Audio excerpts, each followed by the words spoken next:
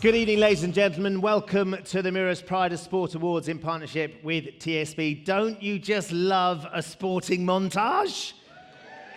Just exactly what we need to get us in the mood for what will be an extraordinary night. As a West Ham fan, I love this evening. Yeah, it's the one time I actually get to see people winning things.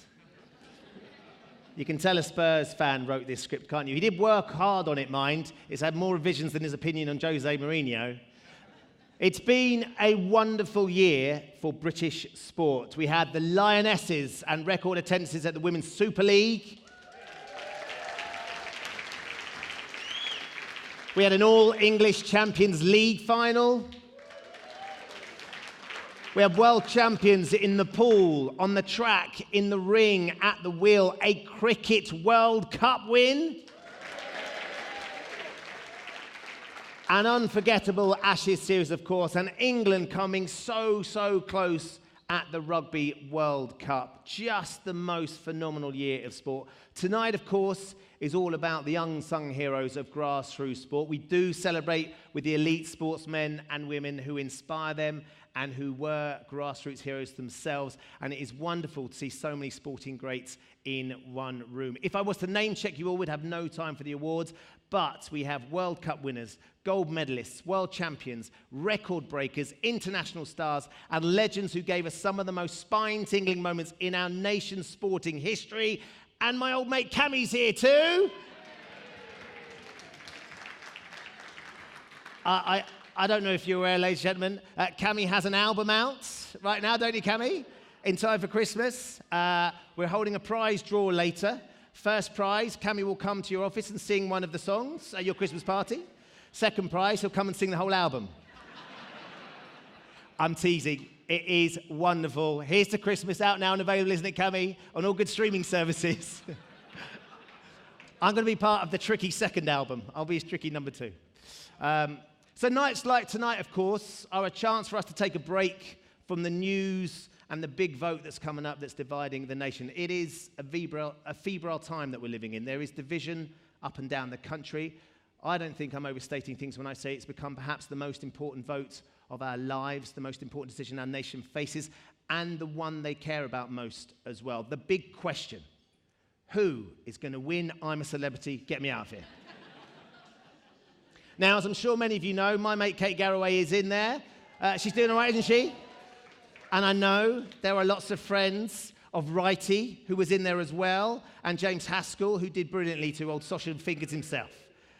I cannot tell you the pure, unadulterated joy you get from watching a really good mate have to eat a kangaroo's penis on television. Or finding out that this critter's getting up a noo-noo.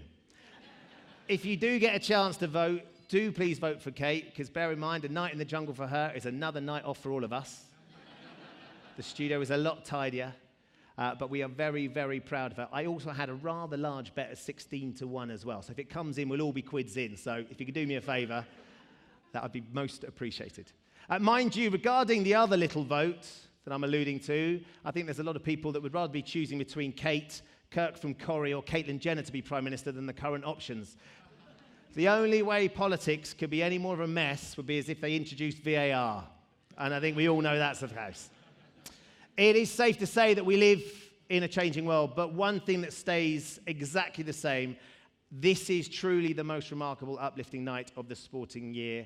The stories you are going to hear tonight will inspire you, they will move you, and they will make you realise the incredible, magical power that sport has to transform lives. So, I think it's time we meet our first winner, and what a winner he is. Like most lads his age, Mikey Pooley is never happier than when he's kicking a ball around. He dreams of playing for Arsenal and England one day, and I don't doubt, having met him, that he's going to do just that. But Mikey has had to overcome unimaginable adversity just to keep playing the game he loves. My name's Mikey, I'm 9 years old. I love Arsenal and I love football. I was born fully sighted, and at the age of 6 I started to lose my sight, and then by 7 I was fully blind. Before we knew anything about his vision, he would tell me he wanted to be a professional footballer. When we found out about his vision and that the doctor told us he was going to go blind, I'd still ask him what he wanted to be during that kind of progressive deterioration, and he'd still say a footballer, and that would break my heart. And I used to think, what a poor boy, he doesn't know that he won't be able to play football because he's going to be blind, because I didn't really know that blind football existed at that time. So basically, blind football is for outfield players who are fully blind, and then you've got your guides, so the guide can give the information to the attacking team. The way I describe the ball is it's like a giant baby rattler. They rattle on a high pitch, and Mikey can hear that. I have to run into things, I have to run round things, and my coach will throw the ball to me and I run and score. Before he lost his sight, he already had a talent. He was already a player himself.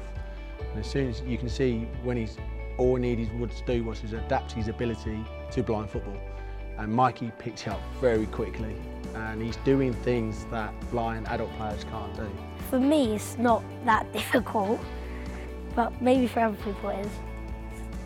Having sport and football in particular present in our lives, and for something for Mikey to focus on, and all of us, has been a really positive thing for us, because obviously it's brought out something amazing out of Mikey, where he can show the world that if you believe in something and you put your mind to it, you can achieve that. Playing football as a sport has given me a real focus, because I play every day. I play with my brother in the garden and play with my dad. So Mikey deserves this Young Achievers Award because of his perseverance. He wanted to become a football player when he could see. He turned blind, he still wanted to become a football player. I'm the proudest dad, and I feel like I'm almost one of the luckiest dads in the world to have such a positive child. He is the definition, in my opinion, of inspiration. He's simply inspirational, and he's like a life lesson to anyone who's going through any kind of adversities in their life. He's just got a great attitude to football, great personality, and he's an absolute joy to coach. Wanting to play for England is a real focus in life, and I'm never going to stop doing it, and I'm just going to carry on until I end up reaching my goal, which is winning the World Cup for England.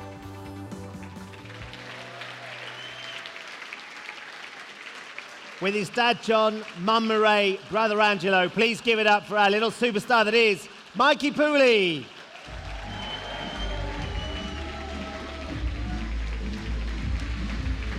Come on up, Mikey, John. Now then, let's turn around here, mister. So while everybody calms down a little bit, Mikey, you've got them all a bit hot and bothered. Clearly you're a big football fan, Yeah. Big Arsenal fan. There's a vacancy at the moment. Do you fancy the job yourself? Do you think you could do a good job as the Gunners' boss? No. Have you got any advice for Freddie Ljungberg? Well, he has to play Ozil, Lacazette and Aubameyang, Pepe all at the same time on one team. There you go. I'd say he's got a pretty firm idea of what it'd be to be a manager. Better than Freddie already. Now look, tell me, in that little film that we just watched, you sometimes have to put a mask on when you're playing. Can you explain a little bit about why you have to do that? Because if once a player cheated, because they could see shadows, so they had to wear a mask just in case.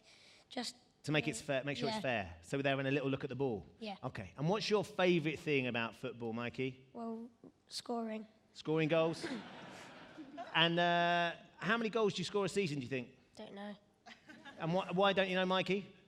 Because I scored too many. He scores too many. I don't doubt that. Now, I know you play a lot of football with your little brother, Angelo, here. Angela, who's better at football, you or your big brother? Mikey. Oh, how generous is that? You can tell it's Mikey's night. Murray, John, I can't imagine what it was like. I've got two boys myself, just like your two, a bit older now, to watch Mikey go from having sight and losing his sight. It must have been one of the most painful and difficult things for you all to go through. But then to see the young boy that he's flourishing into must be incredibly special. I think it's so to say that we were absolutely heartbroken when we found out, but I think he's just proved to everybody what a superstar he is, and that how positive he is. Nothing's going to get him down, and we are so proud. He has an extraordinary, having met him, John, and talked to him, he's got an extraordinary energy for life and enthusiasm for football. He doesn't lack any confidence, does he?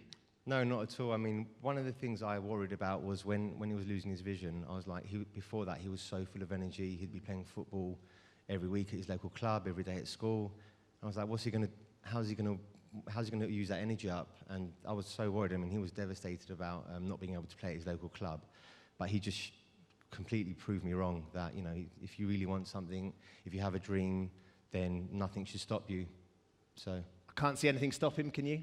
Nothing's going to stop him. Mikey, how old do you have to be to get your England call up? 13. 13. It's in the diary. You're ready to go, aren't you, when they call you up? Yeah, too right. Now, we already think you're a bit of an Arsenal legend as things stand, so we thought it'd be nice to bring up a couple of Arsenal legends to present you with your award. So please welcome, safe hands himself, the club's greatest ever goalkeeper, David Seaman, and Arsenal and England's record-breaking goalscorer, Kelly Smith.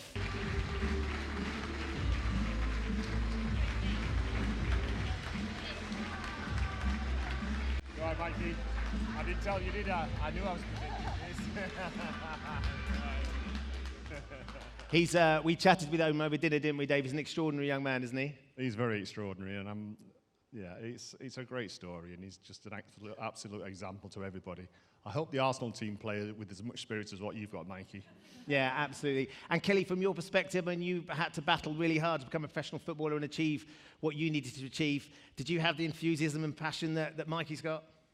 A little bit, but he's got it in abundance. And one of my slogans was always dream big. And he's got certainly like all the abundance of emotions, and he wants to drive and be the best that he can be. And I can't wait to follow his career and hopefully watch him play for England one day, because that would be the best thing ever.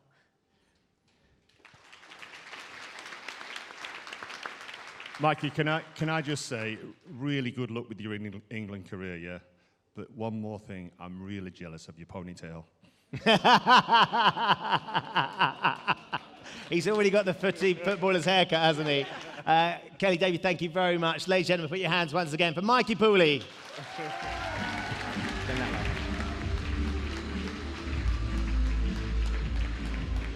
I miss David's ponytail. Don't you miss David's ponytail?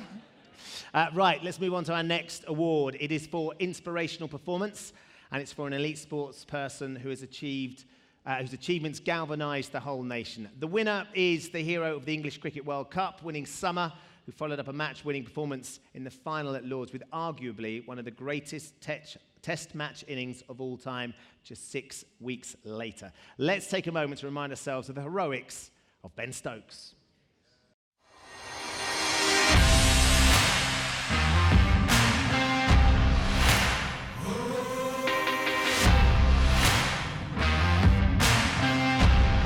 Slow ball. Now then. Is this it?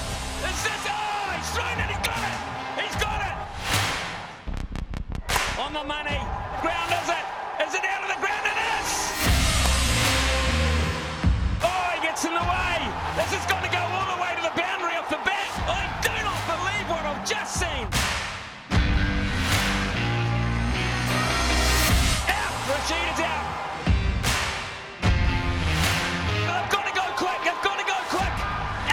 Sure he's out. We're going to a super over.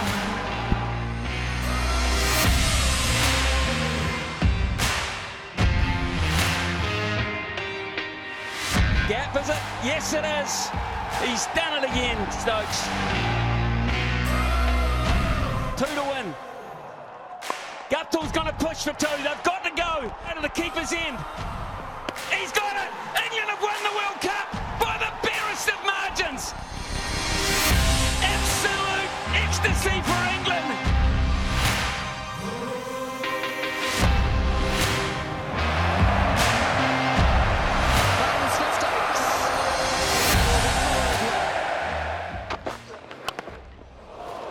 Well, first signs of naked aggression from Ben Stokes. Oh, now that's wide. The far leg has gone all the way for 6. Very firm pull in front of square. Huge cheers, not a 4. He did straight to let leg with off. Wokes has gone and England in a bit of trouble now. First one for Archer. Down the pitch, what a shot that is, Ben Stokes. Brilliant shot. He's fine. Delight for Australia. They're 1 wicket away from retaining the Ashes. Straight down the ground is the go, and hit it sweetly. Hazelwood can't get there. It's another 6. That is an unbelievable shot from Ben Stokes. Scooped again, scoop fine, scoop 4. It's gone all the way. Slow ball, drag leg side, drag to the boundary. 100 for Ben Stokes. What a summer he's having. Up in the air, that's all the way, isn't it? It is all the way. 10 off 2. Up in the air again. Western Terrace again. 6. Leg side again. And that's through, isn't it? Yes, it is. 4 more. Punch down the ground. 4. It's down the ground. Mid-off is there. It's long enough. It's 6. Yes is the call. They'll sneak on. Scores are level.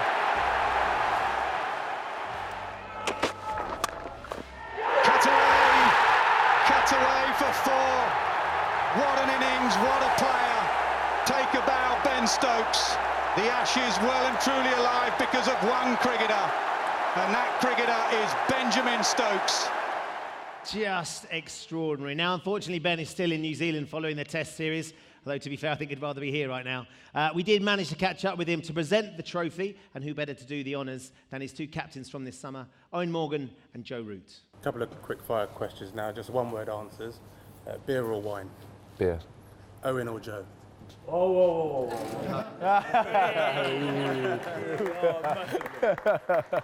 We're here today to present the Daily Mirror Pride of Sport Inspirational Performance. It's been an incredible year, and our winner is Ben Stokes. Congratulations. Thanks, boss. Cheers, boss. What have we got here? Thank you. Oh, more alcohol. Cheers, pal. Just what I need, yeah. Thank you. Hi guys, Ben here. Really sorry I can't be there tonight to receive this award, but I'm very proud that I've managed to be recognised and receive this award here tonight. I hope you're having a good one, and congratulations to everybody else on their awards tonight. Cheers. Congratulations to Ben Stokes. So we move on to our Outstanding Contribution Award. Now, when England's footballers stopped their match in Bulgaria in October because of racist chanting, it was a sign of how far we have come in the fight against racism in football, and a stark reminder of how much work there is still to do. For the past 25 years, one man has been at the forefront of that fight, changing the rules, changing attitudes, and trying to change the game. This is the story of Lord Herman Ousley. Some unsavoury barracking of the black players from certain sections of the crowd, which says nothing for their sportsmanship at all. On for Regis. When I was on the pitch, I heard everything. You heard every chant, and every racial chant you definitely heard. At a time when black players needed guidance, needed support, needed a voice, Herman introduced this organisation, Kick It Out. I started Kick It Out in 1993 when football was just not interested in how bad the problem was with racism. It was terrible being a black footballer, it was terrible being a black fan, and something had to be done, and we took on the challenge. Herman stood above, and you know, he provided that voice to many that didn't have a voice in the power rooms, in the boardrooms, in the higher echelons of the game. And he has consistently done that for the past 25, 26 years in football. Our terraces were angry places, you know, they were vile places. I was at Leicester City, and the Leicester fans were racially abusing other black players. I cannot for the life of me see how they can racially abuse other players and it not affect me. The manager had a dig at me. Bob, they're just very small-minded people. Ignore them. I said, you ignore them. You think, how do you deal with all that racism? I mean, not just talking 1 or 2 people, 5 to 10,000 people shouting, you know, throwing bananas on the pitch. We see the next generation of players coming through now, much more positive, much more open-minded, much more prepared to challenge things that are wrong. And that's the sort of society we want to see football contributing to build and help. If you look at what English football's done and where it's come over the last number of years. I think in some ways we are leading the way. We can't sit back, we can't say we've got it, because we haven't got it sorted out in this country.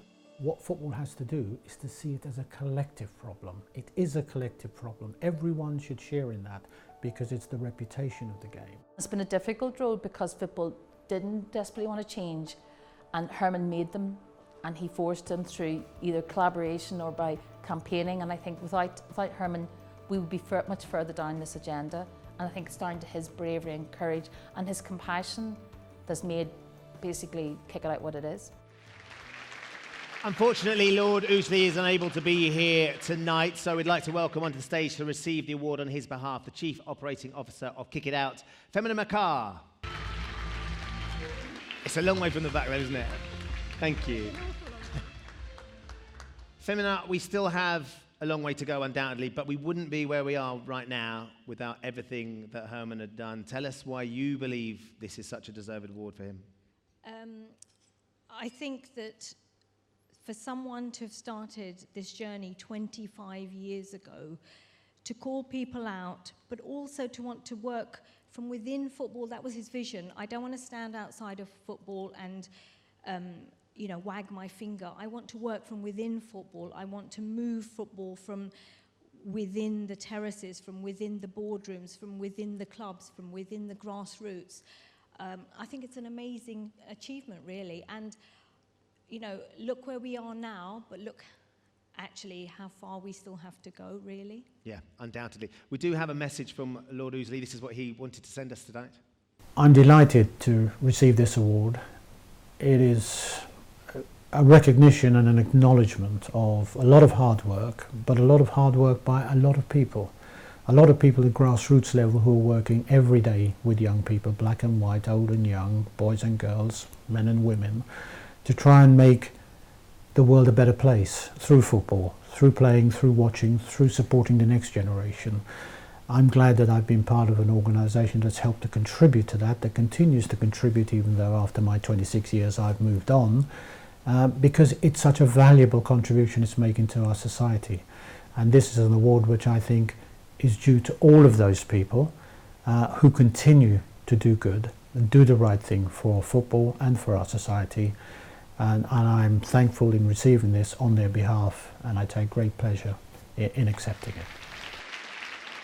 He's incredibly humble, isn't he, about what he's managed to achieve.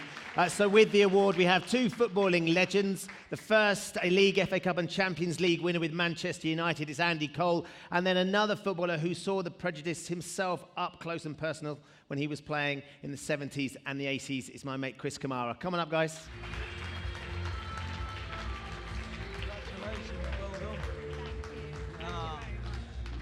Cammy, let's just talk a little bit because, of course, as we've said, we've come a long way. We still have a long, long way to go. But considering where they are and indeed the terraces and the crowds that Andy played in would have been incredibly different to what you faced when you first started playing. Oh, very much so, Shep. I mean, Lord Herman is a hero of mine. You know, for somebody to come along and change the face of racism in football like he has done has been absolutely amazing.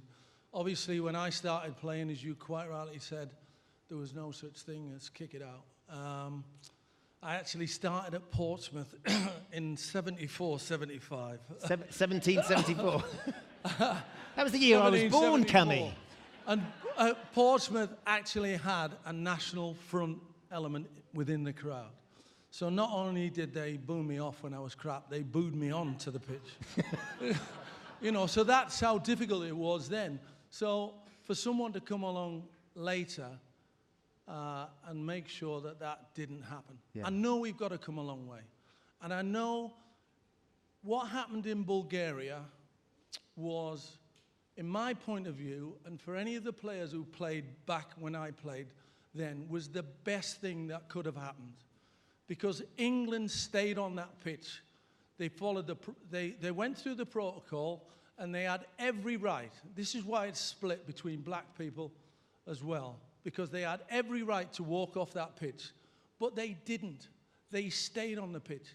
And older players like myself, who worked so hard for black players to play in the future, wanted those players to stay on the pitch. It was so important because of the fact that what we put up with throughout the years, the abuse, you know, Cyril Regis, you talk to him, you talk to John Barnes, you talk to people who played back then. And I know it's easier for the younger players to say now, well, we've got to make a stand. If you make a stand and you walk off the pitch, you'll get copycat every week. Every time England play and they're a goal up or 2 goals up, the racist abuse will start, they'll follow the protocol, and they'll be off the pitch. When the game happened between Haringey and Yeovil, the Haringey manager said 99.9% of the Yeovil fans in that ground were brilliant. But we walked off the pitch because 0.1% abused a couple of my players. Get those 0.1% out the ground. Keep the players on the pitch. That's what it's about. It's see how passionate you are. You've always been really passionate about it, and it's a really important issue. I'd imagine, though, Andy, from your perspective, because Cammy and his contemporaries, they paved the way for you to be able to go and play at all these grounds and hopefully have a better experience than them. And Kick It Out was fundamental with that for you. Yeah, they certainly have. Cammy talking very passionately. But when did you start 75? No. It's only 5. Oh, yeah. No, hey, they've done a brilliant job.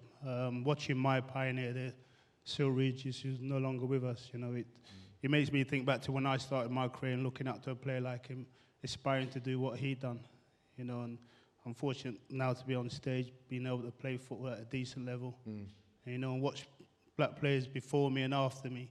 You know, but like I said before, and Kick It Out done a fantastic job. Yeah, we are thrilled to be giving Herman this award this evening. Do please take it from us with all of our regards as well. Thank you very much. Cammy, Andy, thank you very much. Trying to imagine what Cammy looked like in 1974. Probably exactly the same as he does right now. Still got that 70s look. Right then, we're moving on to Club of the Year. You're going to love these guys. These awards are all about the power of sport to bring people together. You couldn't find a better example anywhere than the winners of our Club of the Year award. The Brighton Table Tennis Club is a table tennis club for everyone, so there's no parameters on who can come through the door. So we started 13 years ago. Very first session, we had 2 broken tables in the youth centre around the corner, 2 or 3 kids. We've now got over 1,500 people a week playing across 70 sessions, 150 tables across the city, and we do sessions in prisons, psychiatric hospitals, with travellers, with refugees. Table tennis can be taken anywhere and it works with all of these different groups. You play table tennis, there's high fives, there's all that, but I wanted to be part of the community and this is perfect. It's like a really big community, so I always meet loads of new people whenever I come here. As soon as you walk in, you're at your second home. You're treated with respect, you're treated like you're a family member. Tennis Table Club is good for me. I have here more friends, lovely friends. Brighton is a sanctuary on Sea City. That means we welcome refugees and we support them.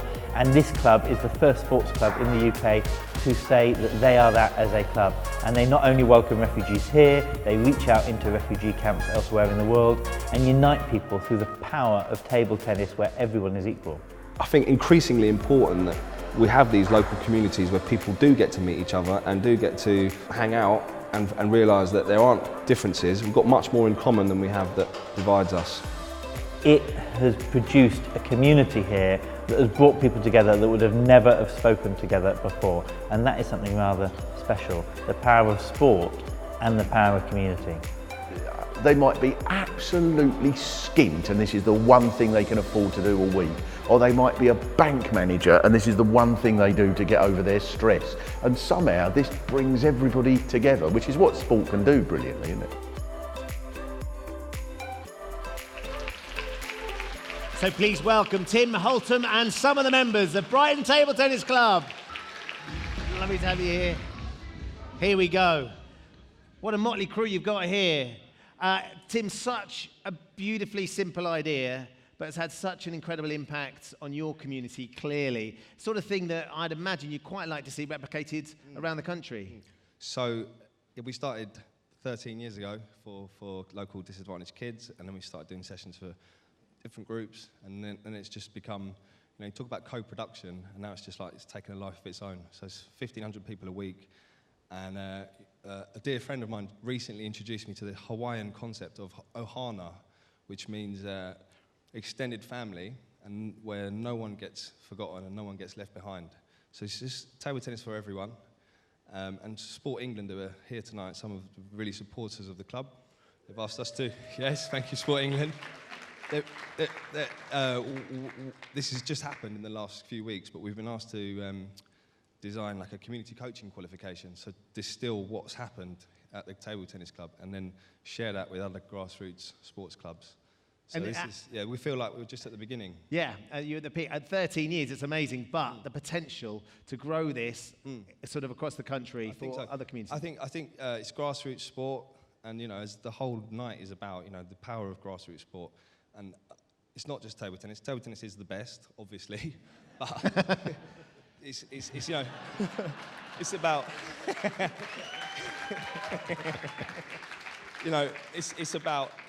it's about Park Run, it's about the Real Junk Food Project, it's about community grassroots projects, and I think that is the narrative, in the Daily Mirror and the election next week. And if we want to counter all of the nonsense that's in a lot of the right-wing press and Tommy Robinson and his mates, community grassroots sport has a huge part to play, and it's not political enough. Okay. I think I found my co-host. Okay, I will say a bit that you, but if everybody vote for voting temperature tab, I should tell you for my coaches as well, now Tema, Nitrio, when we see a Patrick Santos. This film you just seen, it does amazing video. If you have a phone on you, bye-bye. If you please take your phone out, please. Take your phone out, everyone. Please, anyone. And I read as well, please. I will please share this wonderful Build a Bridge from Brighton to Top, written by Alfie Fitzgerald, Nitrio, and Phil Sassy. Thank you. So building bridges through Brighton Table Tennis Club. So I think we might have hit a bit of a wall in terms of, like, a lot of us don't seem to have signal in here tonight. I think there's a bit of like a secure bank vault in here. We've kept you hidden away. Today, this morning, and we've saved this until this morning, but we've written a song and recorded a music video, and it's called Build a Bridge. And we want to get it to Christmas #1, and there's an amazing video. It's on YouTube and it's on Facebook, and there's loads of people in here with your combined social media presence. If you all shared it on YouTube, Twitter, or Facebook, we can get to Christmas #1. At Brighton. Build a Bridge, at BTTC Official. Okay, BTC Official is the Twitter address. Now, where's Wazim? Because I think Wazim, I know that you wanted to say something, didn't you, as well? Oh, you're taking the mic. Okay, go for it. No. It's a bit natural, but nah. 2 years ago, I said, when I first came to the club, I said something. I've been asked the same question, I think. What does the club represent? What does it actually mean? And I thought something, which is, it's a global village. You can remember, Tim. And actually now I can think of it, and it is a global village. You go there, and you've got, whether it is some corner from some great coach from China, or some guy from Ireland, or some table tennis player or professional from Spain, or a young kid from Lebanon. When you go there, there's only one thing in common, which is we all want to get better. And we all want to enjoy it. And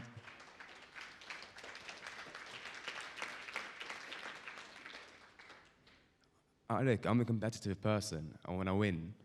And I want to enjoy it. So I think this club delivers these two in a very beautiful combination with very beautiful people.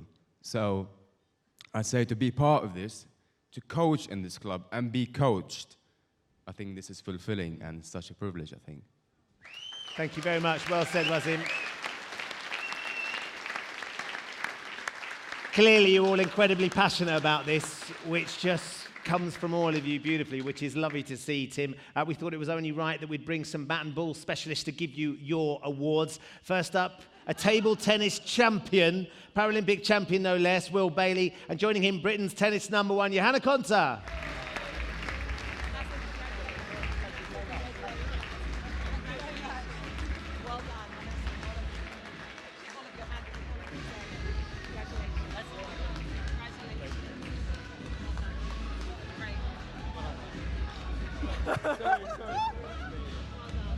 Well done, mate. Right, Will, put them down. Johanna, let's start with you. I mean, because come around this way. Clearly, your sport has slightly bigger bats and slightly bigger balls, but the essence is the same thing. It's about getting people together and enjoying a sport and sharing a community and everyone feeling welcome. It's lovely to see this, isn't it? People from all different backgrounds, all different countries, all different abilities, just, as Wasim said, wanting to get better. Oh, I mean, 100%. I think, sport is my whole life, and what sport has the power to do is exactly what you just showcased here, and that's to bring people together. It has a universal language, and it doesn't speak anything else. So honestly, what a magnificent thing to do. I mean, you touch people's lives, and that's all anyone Incredibly really... inspiring, yeah. isn't it? Well, let me give you that, Will, so you can sort of talk about your love of table tennis, which all of these guys share. I think Harry should just talk. He's the legend. Of course. He knows me. We know. Strikes me you know quite a lot of people, Harry. I mean, a few years ago, I didn't really know too much about the club. Just moved to Brighton, and I trained full time in Sheffield. And I was kind of like, when you train full time, 6 hours a day, and I was taking it so seriously, and almost got bogged down with the training. I remember messaging you, Tim. I was like, I want to come down the club and have a go with these guys. And I found my love for table tennis again, you know. So I just want to say, and if I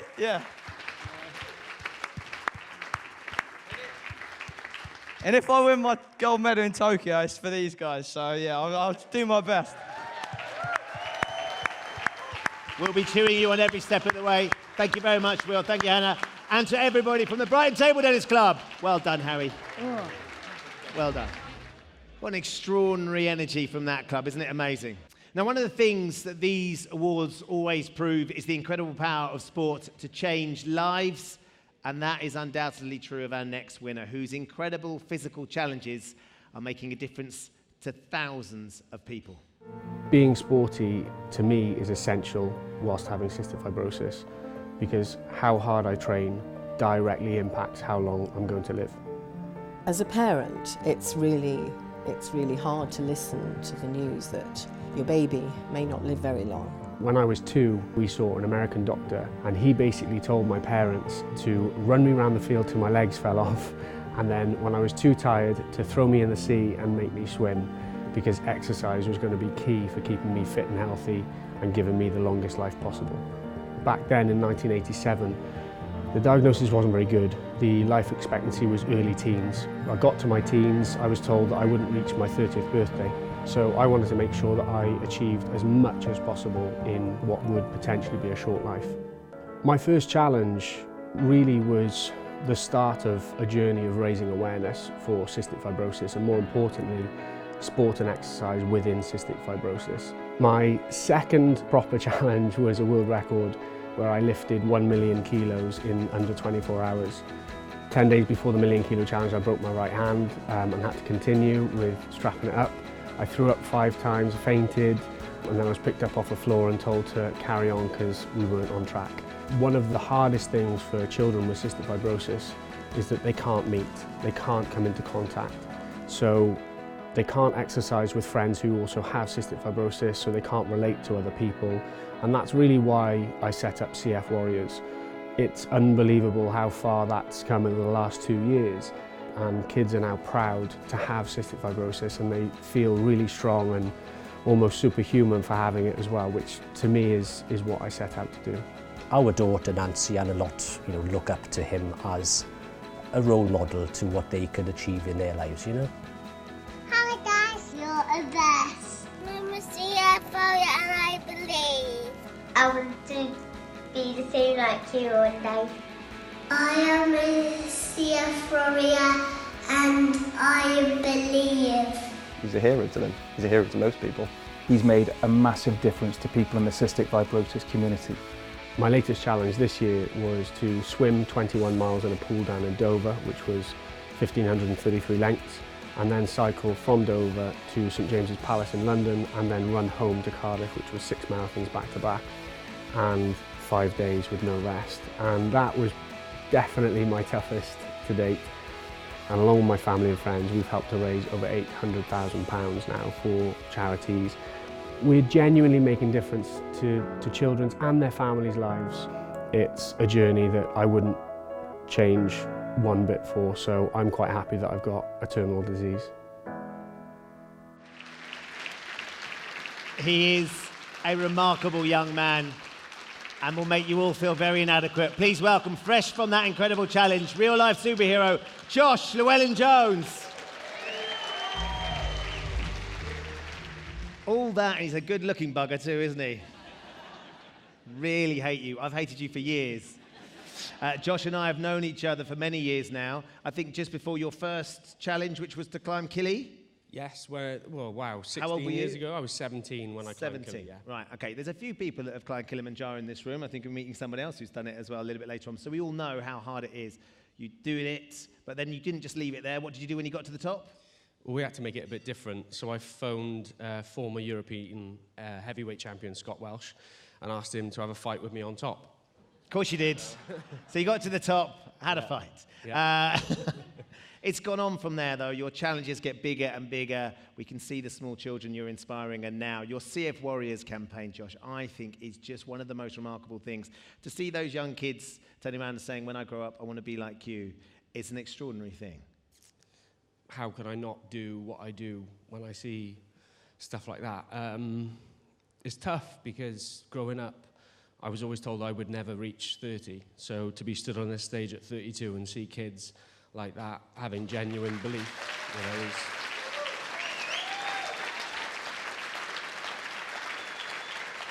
know, is... Where do you think you'd be if your mum and dad hadn't taken you to see that doctor? Without sport and exercise, I genuinely wouldn't be stood on the stage tonight. It's kept you alive. Yeah, and like I said in the video, how hard I train directly impacts how long I'm going to live. So how can that not motivate you to get up every day and train for 5, 6, 7 hours a day? There you go. It's all you need to hear, isn't it? It's that discipline, it's that drive.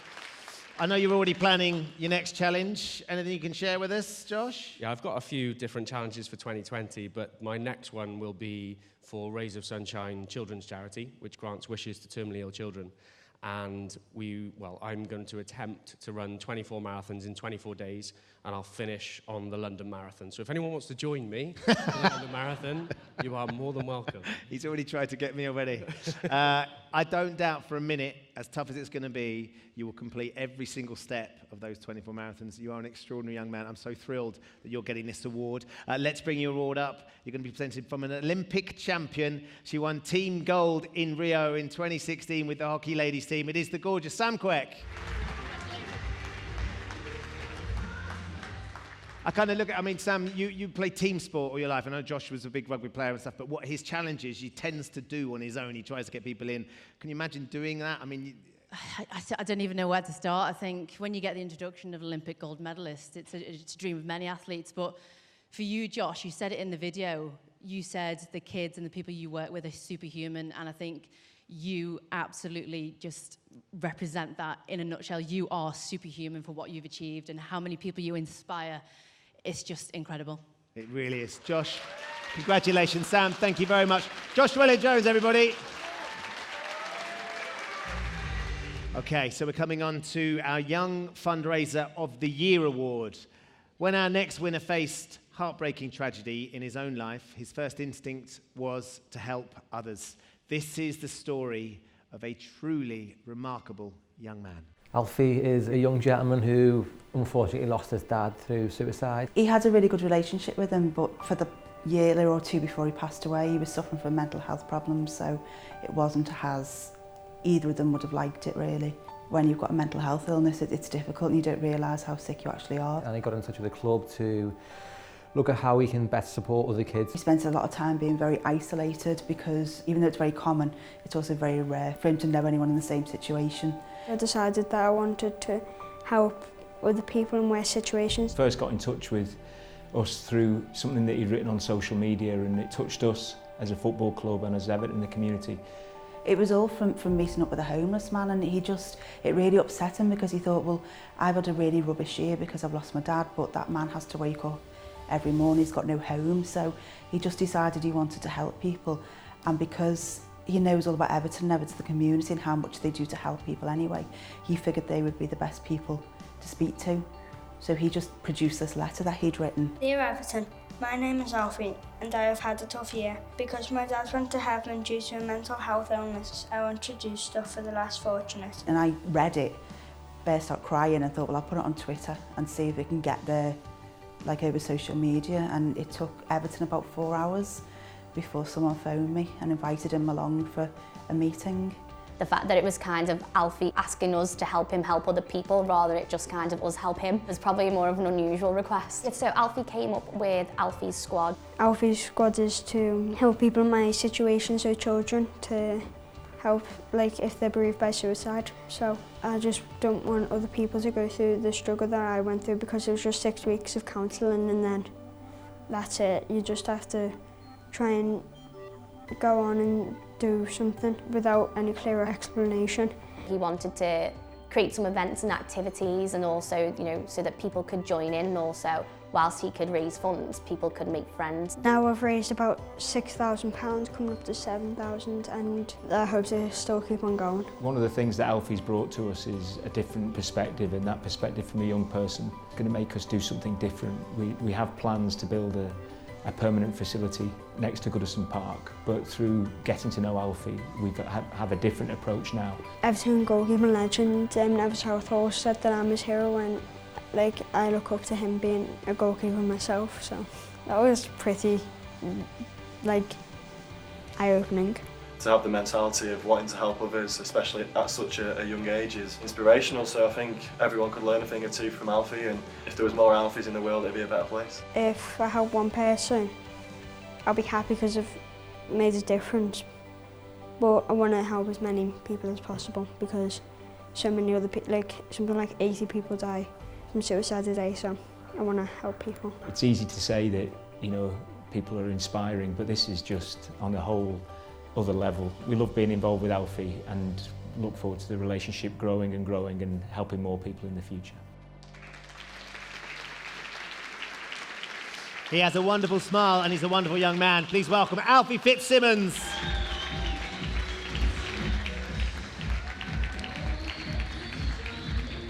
Right. You look very smart, by the way. I like your outfit. Thank you. First things first, has the call come in yet? No. Everton have sacked their manager as well. It's quite a night for the managers. Do you fancy the job? Yeah, I'd love it. Yep. I don't doubt it. They let in a few the other night as well, didn't they? I'd rather really not talk about that.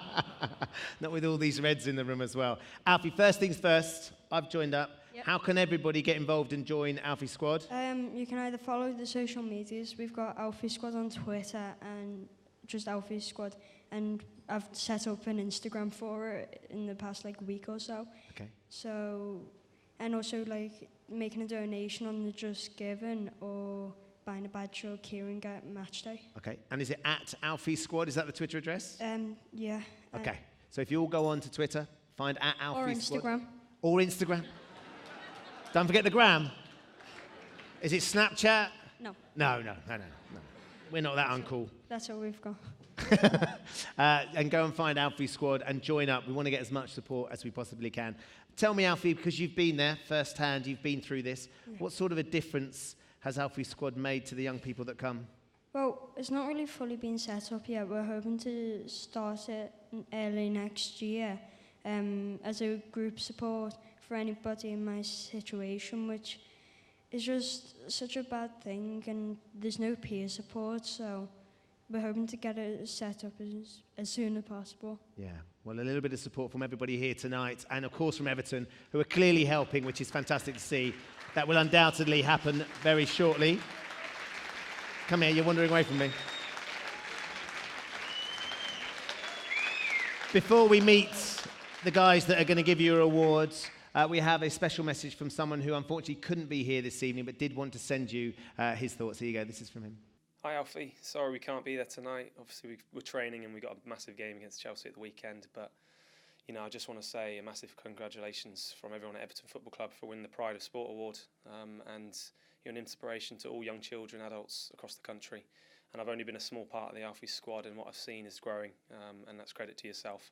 So I hope you have a fantastic night and enjoy.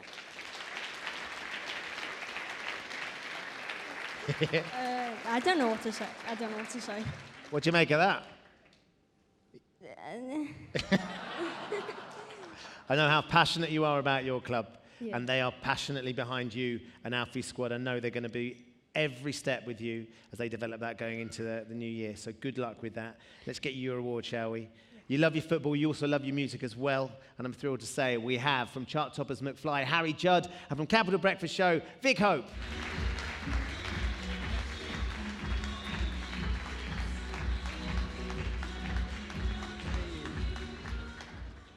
Alfie, it's an absolute honour to meet you. Honestly, your story is incredible. I have 2 young children, and something I hope that they learn in life is to be kind to others. Something that I'm sure a lot of you would agree, something you don't think about really until maybe you're an adult. So to do the thing that you do at such a young age, honestly, it's remarkable. So it's a pleasure to meet you. Congratulations. Alfie, we were told you're a big music fan. Who do you like? Well, my cousin's a DJ and producer, so... Oh, hold on. We're going deep. Right, DJ, producer. Go on, give me a mixtape. I don't want to know. Do you think anyone? I think what we love most about music is the fact that everyone feels different when they listen to it. You know, it can make you happy, it can make you sad. Whatever you feel, it changes. And the same happens in a situation like you were in. You know, you could have been so angry, you could have been so consumed with injustice, but you weren't. You know, you turned it around and you made something really special out of it, because there's something so special inside of you, and that's why this is so deserved. Absolutely, Alfie. We're very, very proud of you, my friend. Very well done.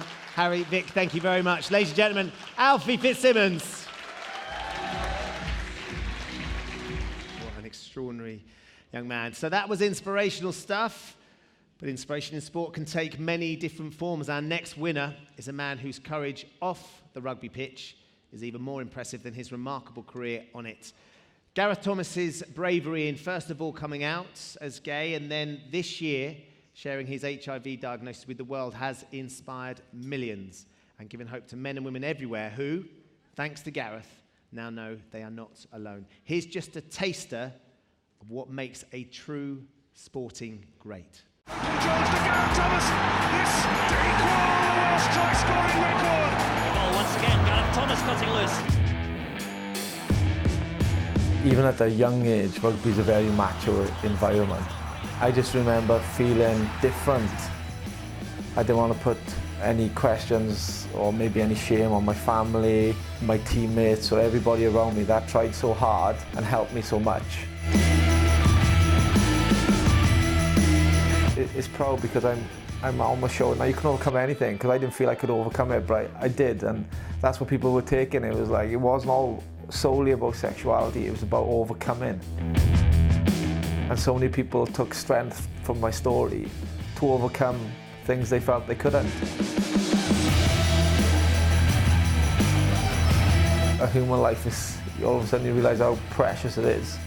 And if you can in some way help or influence people to be able to have a better life, then that's a massive responsibility.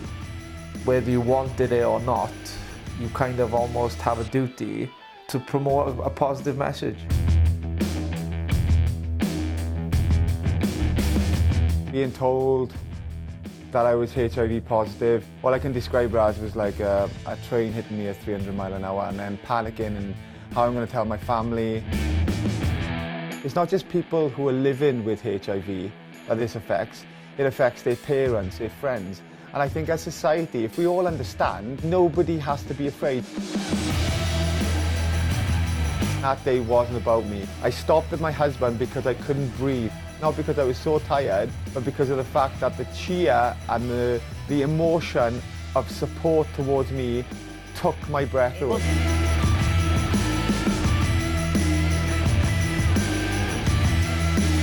I've come out fighting to try and change the views of not just people living with it, but people who are affected by it and society in general, so we have the knowledge just to create a better place for people. To be working alongside Prince Harry, what we're trying to do now is destigmatise so many things. Also, Terence Higgins Trust has been unbelievably amazing, supportive to me and my family. I would not be here today without the love and support of my family. Ladies and gentlemen, former Wales and British and Irish Lions captain and one of sport's true trailblazers, it's Gareth Thomas.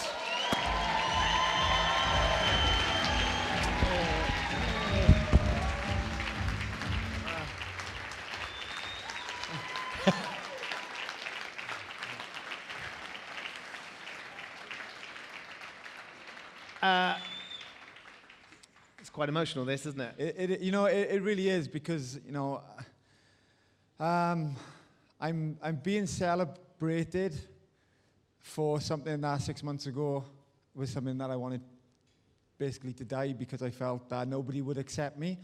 So to be celebrated, it's a difficult thing to still try and take. But what I've realised, and what I hope is the story, is that the story transcended HIV. And it made realise that people, and we're all people, amazing athletes, amazing sports people in this room, we're all people and we all have weaknesses and we all have vulnerabilities. And people want to prey on them. But what I realised as athletes is one thing we know is how to fight and how to come out. And having a vulnerability, having a weakness, doesn't make me weak. And there was a point where I thought it made me weak.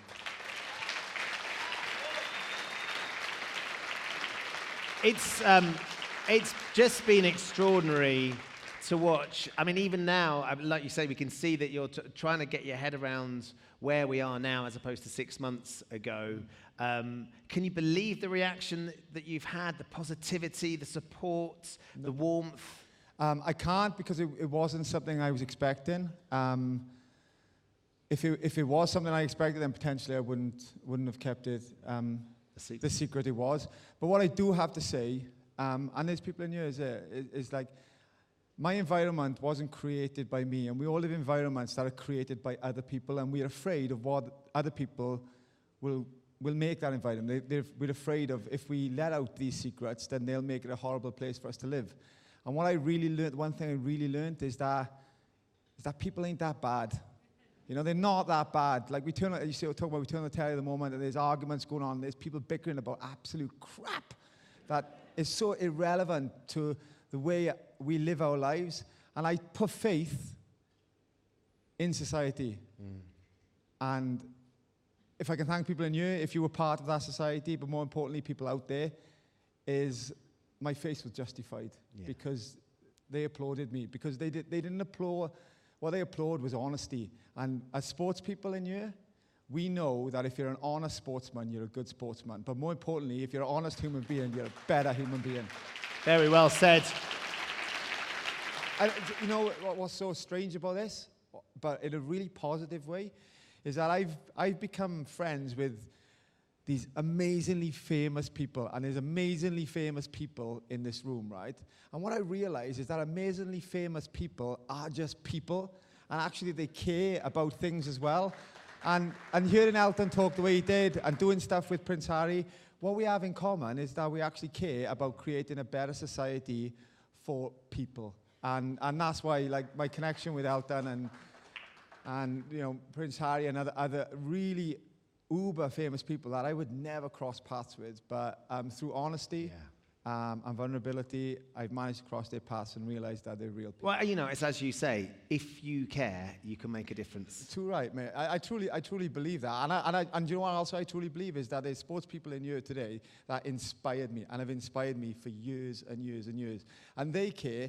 They don't just care about what they participate in. They care because they want to be the best, because they know being the best is going to inspire some young girl or some young triple jumper somewhere out there to be the best. So it's not just all about them, it's about the legacy they want to leave behind. Definitely. Well, we've got a couple of people who have done just that and have certainly inspired you over your career. One who knows, he's a rugby hero himself, and knows just what a tough opponent you are, and a sportsman who can tell how inspired he has been by you since you've stopped playing rugby. England legend Jason Leonard and record-breaking world champion swimmer and Pride of Sport judge Mark Foster.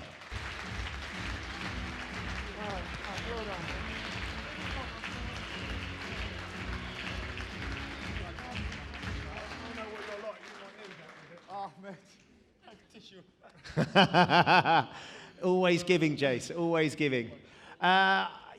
He was an extraordinary, I mean, sort of as Gareth's profile and what he is achieving, as Elton said, off the rugby pitch is superseding anything he's done before. We can't forget the fact that he was an extraordinarily good rugby player, wasn't he? He was a great rugby player. And, I mean, it's like anything else. At the beginning of the night, with sport, we get told sport breaks down barriers. It does, and it unites us. And no more so than Gareth. I mean, his rugby career, fantastic. Wales and the British and Irish Lions. He's an absolute champion, but it's away from the rugby field now. He's also a champion somewhere else. And his humility of what he just spoke about earlier just shows you that's the measure of the man. Yeah. And Mark, it transcends the sport as well, doesn't it? That's particularly key, isn't it? When you finish playing, you finish swimming, you finish doing what you're doing, and how you're then going to go forward, particularly if you have a situation with your health like Gareth does. I'm listening to true inspiration, and the thing was, I was doing the BBC this afternoon, doing some commentary, and I said, I've got to leave half an hour early because I've got to be here. So I basically jumped on the train, left my co-commentator, who's not happy, and basically got down here because I asked Daily Mirror to put back his award so I could be here this evening, because you're true inspiration. And I just wish, I grew up as a 13-year-old, realised that I was gay and struggled with my sexuality, led separate lives, and I wish I had a role model and someone to look up to like you when I was younger, because not only are you an inspiration on the pitch, you're an inspiration off it. So thank you.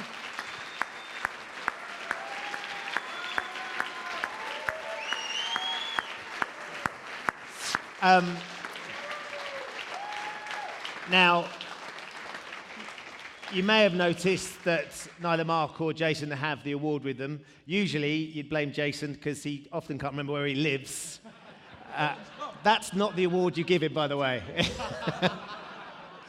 But there's a reason for that, because there's two people that wanted to be here to give you this award. They're two people that wanted to show how proud they are of you and what you've managed to overcome, your courage in everything in your career and in your life. It's your mum and dad. Oh, shit. Barry and Yvonne.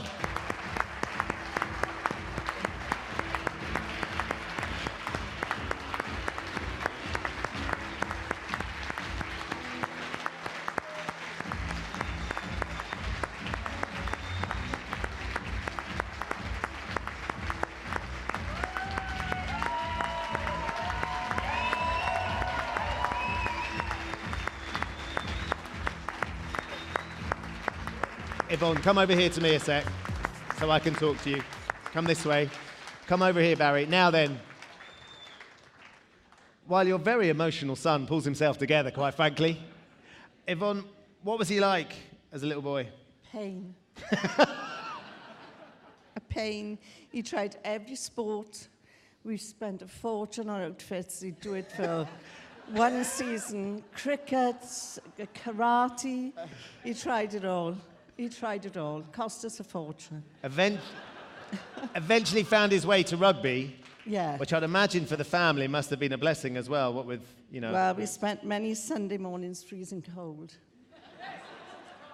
Many Sunday mornings freezing cold with a flask of coffee. Was there any good bits, Yvonne? Well, not that many. Barry, I'm going to come to you if I may. Because what we've seen is your son's extraordinary career, but then more than that, and the courage and the battle that he's had since he's retired. As his father, how is it for you? I'm going to come around this way, if I may. How is it for you to watch your son have to go through that? Well, it was very hard, and we had some very dark times. But I think now is, what can I say? was a bit like a weather forecast, you know, highs, lows. Tempest storms, but I think thunderbolt and lightning very, very frightening. But, I won't break into song, because not all Welshmen can sing. But now he's inspiration now and into other way. So has he changed much? Yvonne said he was a right pain when he was a young, and has he changed much? Not at all. He had us out of bed this morning at 5:30. I want to know who's looking after the dog. He's in the dog's in the hotel watching, don't worry. So look, let me come back. We're going to leave the last words to you, Gareth, because it's your award. These are your family. These are your contemporaries that are hugely proud to be on the stage giving you this award. Anything you'd like to say? Do you know what? Like Fozzie and Jason, like they're great heroes of mine in sport, but also as friends. But now I've got them here. Like we have been through really difficult, dark times. And I've got a loving husband at home, but I would not be here without these. So I wouldn't be collecting this award if these weren't here. So I want to take the opportunity, clap these, not me. Ladies and gentlemen, Barry, Yvonne, Mark, Jason, and of course the one and only Gareth Thomas. Just amazing. I think even Jason went at the end there as well. Right then, we're going to move on to our next award. Getting to the very top in sport takes years of dedication, commitment, and sacrifice. Shh. Our next winner had done all that hard work when a serious health setback meant she had to start all over again. Let's find out about Tully Kearney.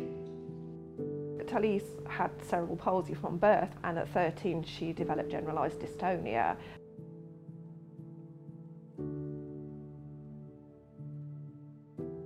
One day her dad just sort of lowered her in the pool and she did some doggy paddle to the side, and that was it. She loves the water, and I think, you know, it's just become a big part of her life. Once I started to get into swimming, I realised that I was actually fairly good at it, and I really wanted to push and see what I could do.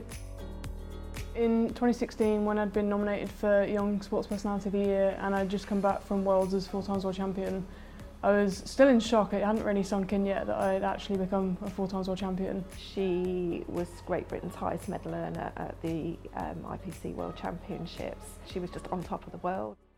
Tully was set to travel to Rio for the 2016 Paralympics as one of Team GB's brightest medal hopes, when her sporting dreams crashed around her. A sudden and savage deterioration in her condition left her unable to swim, let alone compete. She suddenly had this massive deterioration in her condition. It was very sudden. I was trying to swim and I could do like maybe one length, but I just couldn't really move my arms. Once her condition deteriorated to that extent, it was really difficult to see how she could ever compete competitively again. We tried to build her back up in time for the games in Rio, but unfortunately she just wasn't able to go.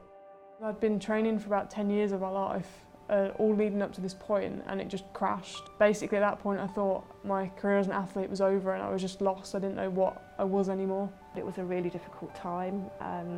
She had to learn to swim again with a much greater impairment than she had before.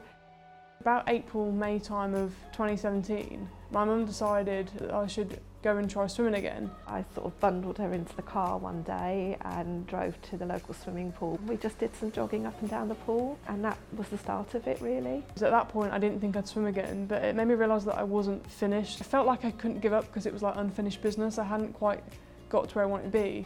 In 2018 I went to my first Europeans and I came back with a gold and a bronze, and it was just absolutely amazing. The medal meant so much more than any other because I'd had to overcome all this. She wanted that medal and she went out and got it. It took a little bit of time, but she got back in, she persevered, and she's got back to being as successful in a new class as she was in her old class. 2:46.92, a monster time. It's a championship record for Tully Kearney. I think Tully is a very inspiring person, and I think she's shown that you can overcome obstacles in your life, and that's something I'm really proud of her for. Please give it up for the inspirational Tully Kearney. Hello, Tully. Congratulations. Now then, come round. Congratulations. Thrilled to give you this award. It's really, really special. We heard your mum talking there. She's clearly your biggest fan. It sounds like she's a pretty special inspiration to you as well. Is that fair? Yeah, I definitely wouldn't have started swimming without her, to be honest. She's the one that drove me to the pool every single morning. We'd wake up at like 4 a.m. and we did that consistently for about 10 years. So without her, I would never have even been able to train to start with. Amazing. Behind every great sportsman is a parent or an adult who's willing to take them down there.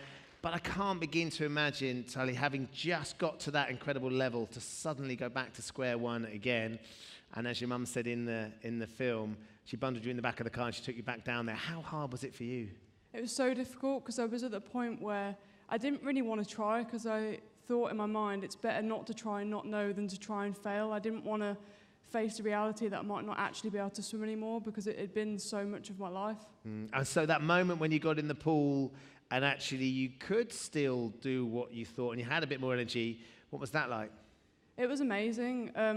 I think growing up, because I spent so much time in the pool, I was spending about 30 hours a week training.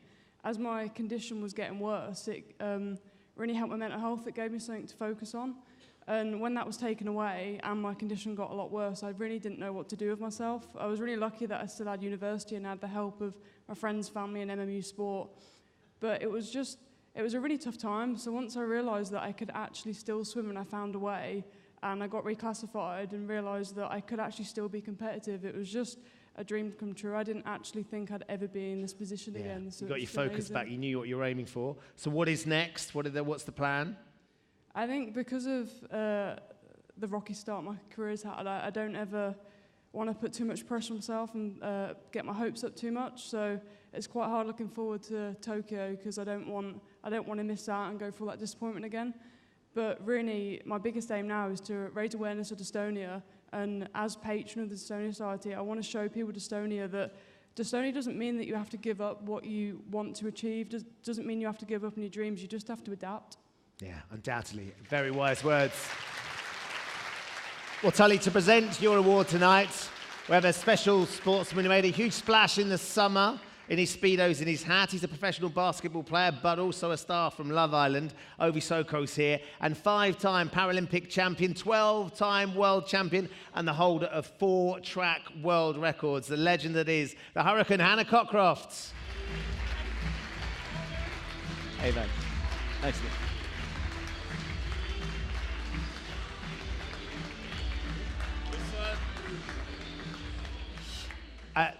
Can you imagine Hannah having been at that stage, ready to go, and then suddenly having to go back to square one? I can't imagine preparing for Rio and not actually getting there. That must be absolutely soul-destroying. So the courage that you've had to pick yourself up and go back and put all that work in, you know, it's not easy. A lot of people go, oh, you know, athletes, you just go and do what you do for a couple of hours a day and then you go and sleep. It's not like that. It's really hard work. And the fact that you didn't get the pinnacle when you got there, you know what, I fully believe that we're going to see you next year in Tokyo. I know we're going to see you do incredible things. And I saw you doing a bit of race running up there, so hope to see you on the athletics track soon as well. Ovi, you take that. I'm an athlete just like you, and I know how hard it is. I know how much time and hard work goes into it. So just the fact that you're able to bounce back from a setback and not let anything like that stop you, I think that speaks a lot to the person you are, and that's way bigger than sports. That's life, and I think we can all learn from that. So, congratulations. Congratulations, Tully, Hannah, Ovi, thank you very much. Ladies and gentlemen, Tully Kearney. Didn't recognise him out of his Speedos. Right, here's a question for you. Who here remembers playing out when you were kids? Of a certain age, then undoubtedly you will know exactly what I'm talking about. Tearing around on your rally chopper, kicking a ball around with some mates, pretending not to hear your mum when she calls you in for your tea. Happy memories for those of us of a certain age. Sadly, it's something that has become increasingly rare for kids today. Well, one group of neighbours decided to do something about it with remarkable results. Playing Out is an innovative scheme that was started in Bristol by Bristol people to basically close streets and allow children to be outside, play, run around, have fun, and also for communities basically to get to know each other and spend time together. Neighbours get together to close their street to traffic for a couple of hours, either after school or at a weekend, and just create a safe space for children to come out and play and for neighbours to meet. And through traffic is diverted, stewards stand at either end of the street and let cars come in and out. Started on one street in Bristol, Alice's Street, that's now spread around the country. It's a way of temporarily giving children some safe space to play in so that they can be active, make friends, get to know their street and their neighbours. We found that when our children were small, we were all in quite similar positions of not really knowing our neighbours, and that was quite a common experience for everyone. And through Playing Out, we've seen how having that safe public space in front of everybody's house can kind of bring neighbours together of different ages and backgrounds and break down some of those barriers and really change the way a street feels for everyone.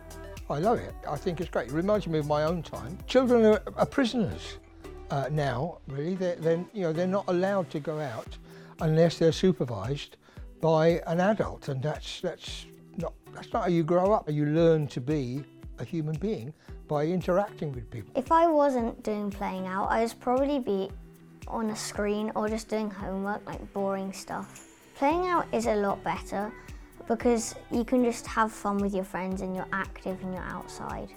Playing Out is better than playing out in the garden because you can do it with your friends. You can make friends that you maybe would have never made if you were on a screen at home. It's like much better for you and things to be outside having fun. So over 200 streets have road closures in Bristol now. Most of those it's once a month, although some streets choose to do it more regularly. And we know that those children that are taking part in Playing Out are up to 5 times more active than they would be on a normal day. And that's been through research done with the University of Bristol. And all in all, people say that their streets feel a different and friendlier and happier place to live.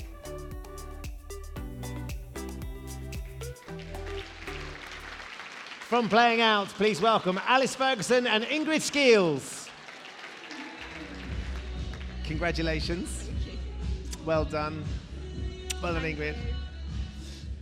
So look, I was talking about the fact that I can remember Playing Out when I was younger, but I also had a really grumpy neighbour, Mr. Johnson, that if we booted the ball over his fence, he would really be angry, and we have to wait till it got dark to climb over the fence to get it back. Did you get much pushback, Alice, when you started this, from anybody who was nervous about the fact that the kids are going to be marauding up and down the streets, booting balls at their gardens? I mean, I think there's a Mr. Johnson on every street, right? Yeah. We all had one.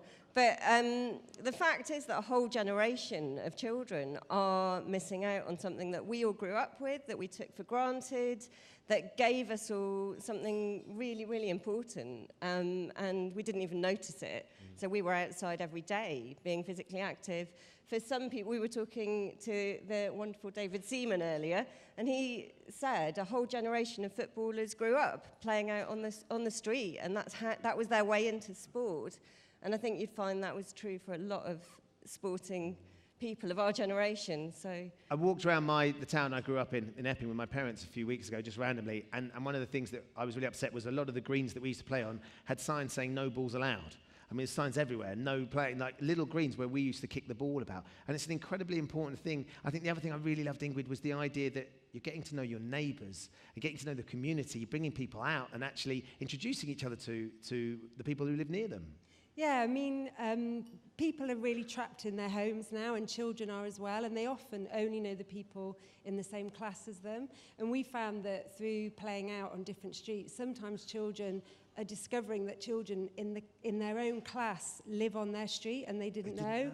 So they're that isolated. And I think what we've seen in so many of the films, it's about bringing people together through sport, through Playing Out, is a way of breaking down some of the barriers that exist between ages and backgrounds and different views. And yeah, It's the sort of scheme that can very easily see being replicated around the country, though, Alice. Any advice for people who may be watching this live on Facebook or might be in the room thinking, that's a brilliant idea, we could do that where we live? Well, we very much want to dedicate this award to all the parents who are doing this on their streets. So there are over 1,000 streets now across the UK that have taken up this idea. And it is a brave thing to do because it is pushing back on, the norm and on the status quo. But, all those parents feel passionate that their children should have that right to play out where they live as a normal part of their life. So, the advice would be go to our website, see how to do it. It's really not that hard. It just takes a little bit of dedication and a bit of effort, but it's so worth it because you'll get to know all your neighbours, your children will have a brilliant time, and they will massively thank you for it. And they'll not be on their screens. They will not be on their screens. Well, screens get blamed for a lot, actually, but if there's no alternative for children, screens and parents get blamed for everything. But actually, if your children aren't safe to go out because of traffic, then there isn't much alternative. So actually, we're trying to use the thousands of parents who are doing this as a kind of platform to ask for there to be bigger change, really, for local government and government to make streets safer for children. The momentum has begun, which is lovely to see. It's time to present your awards. Delighted to introduce two sporting parents who know how important it is for kids to be able to get out and keep active. Please welcome to the stage Olympic champions Sally Gunnell and Greg Rutherford.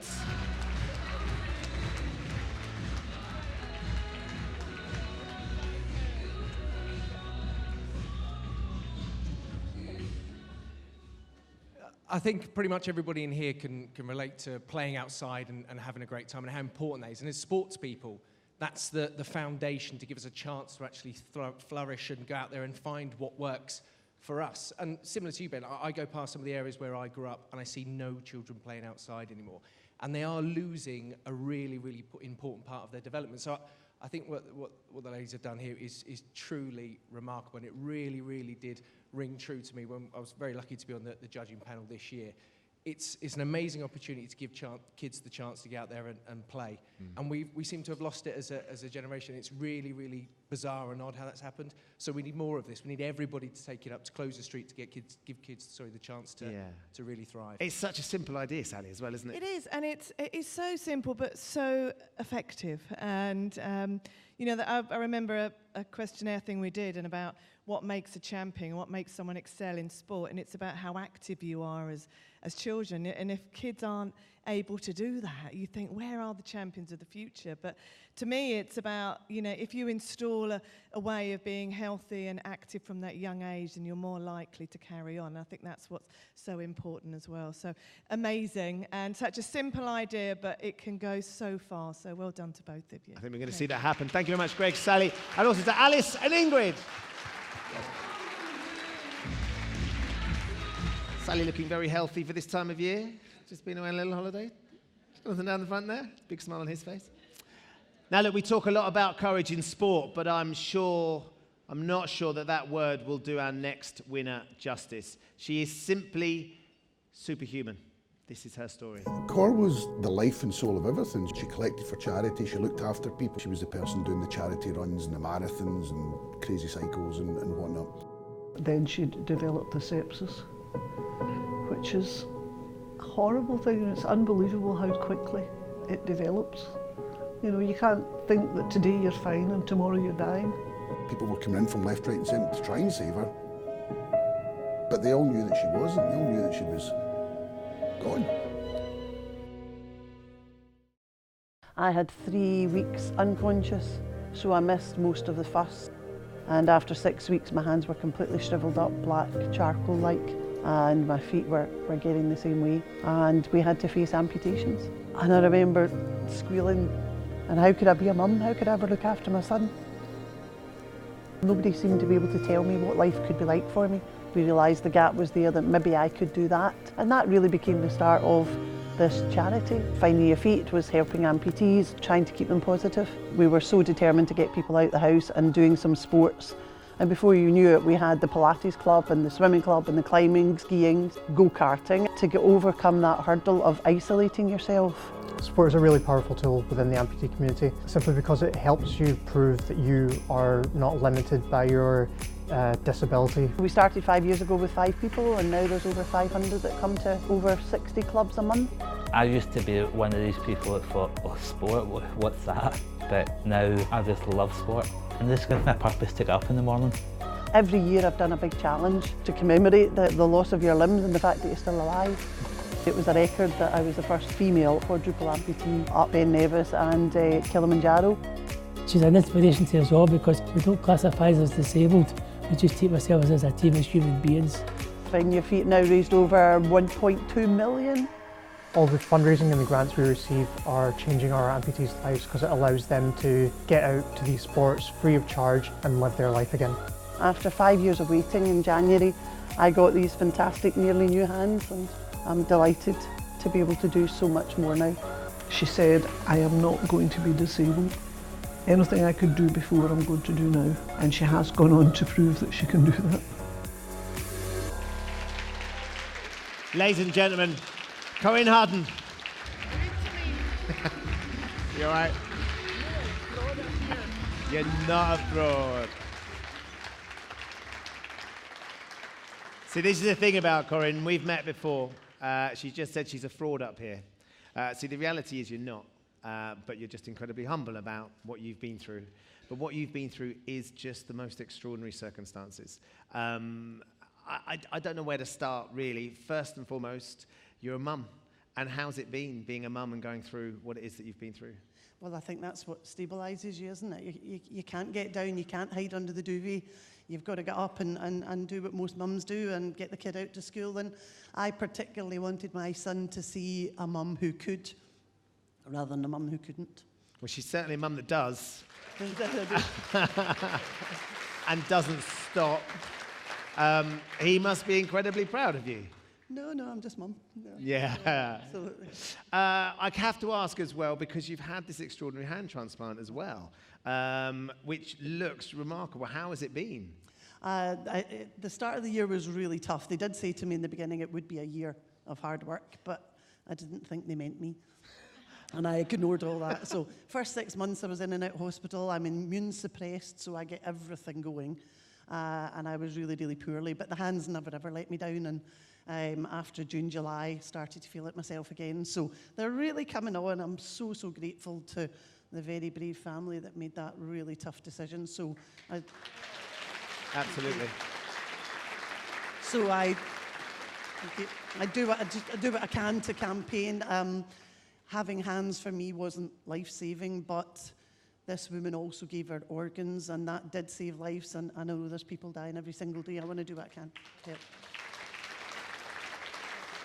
I wonder as well, though, Corinne, because you never let anything get in the way, what sort of a difference has it made? I mean, is there little things that you sort of suddenly notice you can do now that you'd sort of forgotten that you could do? It's massive for me, but I guarantee you the vast majority of people wouldn't even think about it. But just for me to be able to do things with one hand is just absolutely incredible. Today, I was quite tickled thinking I actually took my phone and I put it in my pocket, and then I could take it back out again. I've not been able to do that for 6 years, so just little things like that. Just a miracle, isn't it? Absolute miracle. Thank you very much, Ben. You've done so much. Is there plans to do more? Have you got a new challenge on the horizon?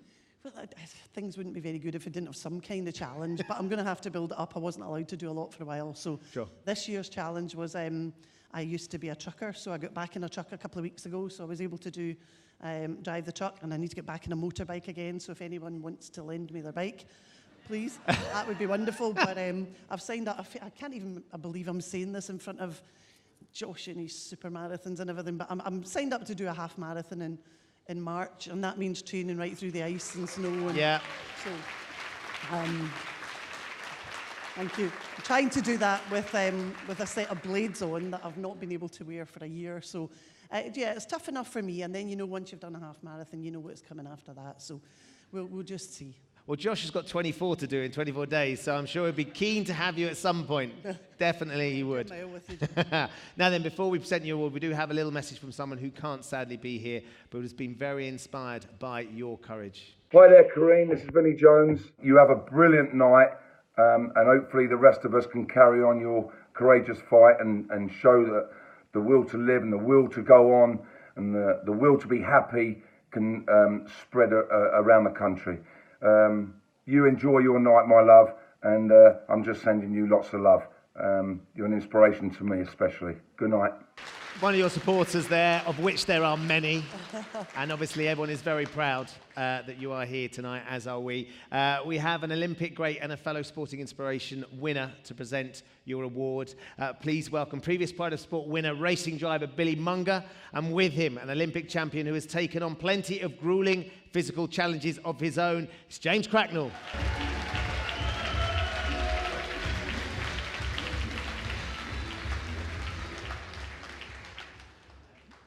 Wow. Yeah. Do you know what? I was sat on the side there listening to your story, and I'm a fellow amputee myself, and the way you describe yourself and how humble you are with how inspiring you've been to, your kids must absolutely adore you and look up to you. And I know my mum, when I look at you, I see so much that I see in my mum in terms of her spirit and how she handled my accident, the positivity and the willingness to live life that she gave to me, and that's really you've summed it up perfectly with how your spirit is, and yeah, I was just super inspired by you. It's the whole evening is amazing, and Corinne, your example of exactly that, and in society we're so quick to put limits on what anyone should be able to do, and it's people like you who say, no, you're not going to tell me what I can do, I'm going to show you what I can do. And, yeah, we can all live like that. So we thank certainly you. can, yeah. Corinne, you have achieved some extraordinary challenges. I've got a challenge for you tonight. Any chance you can teach James how to dance? That's way beyond you. Way beyond you. Even beyond you. James, Billy, thank you so much for being here this evening to present this award. And also, ladies and gentlemen, the amazing Corinne Hutton. Like watching James do Strictly was like watching someone dance with a canoe, wasn't it? It was extraordinary. Finally found something he was rubbish at. It was brilliant. Right, we move on to our next prize. Tonight, we have already honoured Gareth Thomas for blazing the bravest of trails in elite sport. Our next winners have displayed similar courage and inspiration in grassroots rugby.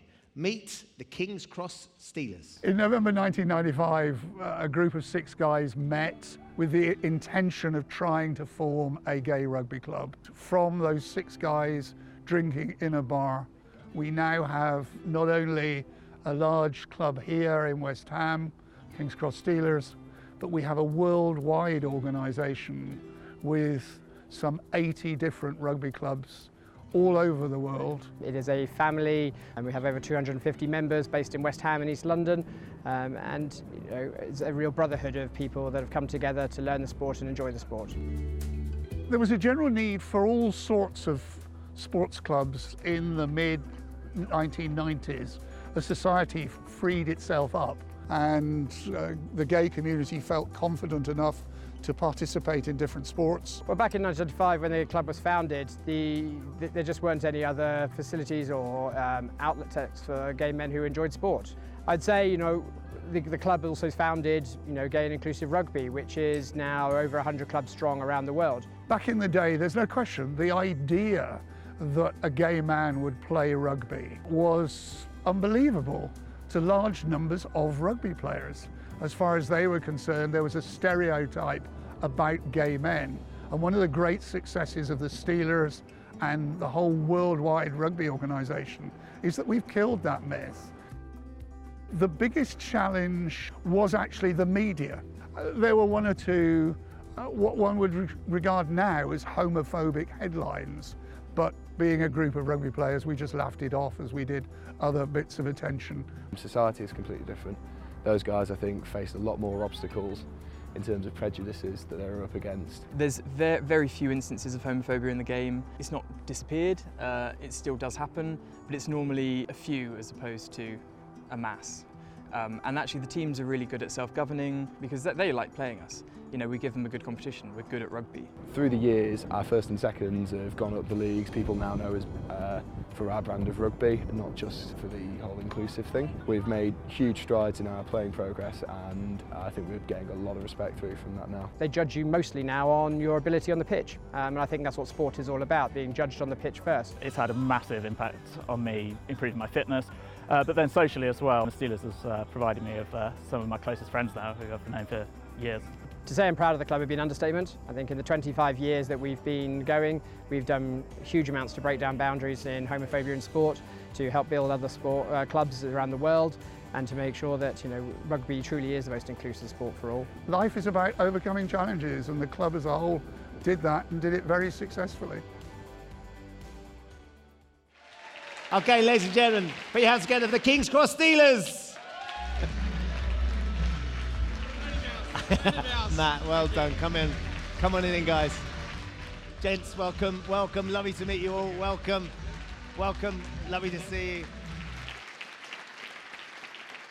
So, thanks very much for this. I mean, the King's Cross Steelers is the world's first gay and inclusive rugby club. We were founded almost 25 years ago, so 1995. 6 guys met in a bar in King's Cross, had a beer, loved rugby, wanted to play rugby, and it was about playing the sport first, but creating a safe space for gay and bisexual men to go out and play rugby. Fast forward 25 years, we now have 250 members, 4 teams playing regular rugby. We have a pathway to rugby where we train adults to play rugby from scratch, those who self-excluded, those who felt they couldn't play team sports, those who felt that being gay meant rugby wasn't for them. We train them from literally how to hold the ball, and in 2 weeks' time they'll play their first game on the 14th of December, their Steelers squad.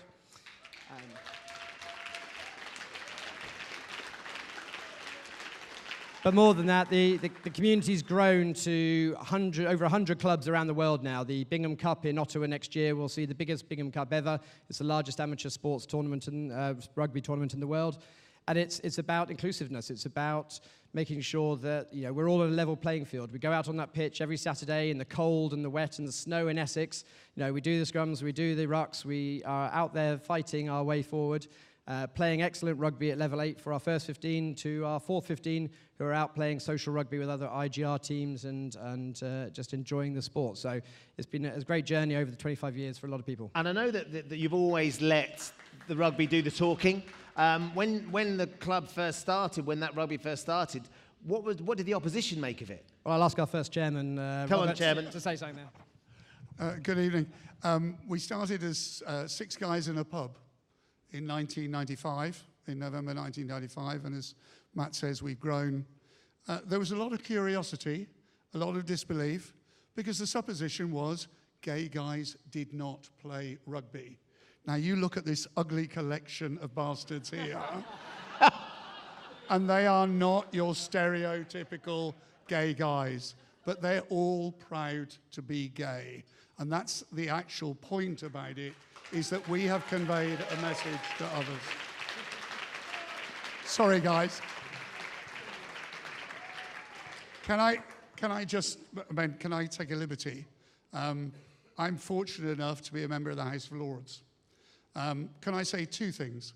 One is, I want, when this evening finishes, that you, the Daily Mirror, and everybody else sends a recording of this evening to every politician in the land, because we feel embarrassed to be up here, because what some of you guys have achieved puts us completely in the shade. So please convey the message nationwide that so much can be achieved. And just one very small message, because it's somebody who's not here. In February this year, Joe Root was abused, and his response was, "There's nothing wrong in being gay." Now that was to us and to thousands of other people an inspiration for what he said in the West Indies. So I'd like to take the opportunity to say thank you very much, Joe Root.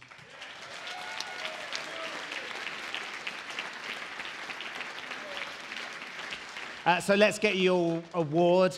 Delighted to welcome to the stage a first-class rugby hero. He could probably even get a game for you. He's kept himself in decent shape. Former Scotland international and X-Factor singer, Tom Evans. We've got Saracens and England rugby star, Jack Singleton. Along with them, Olympic hero, European world champion. It is Ewan Thomas.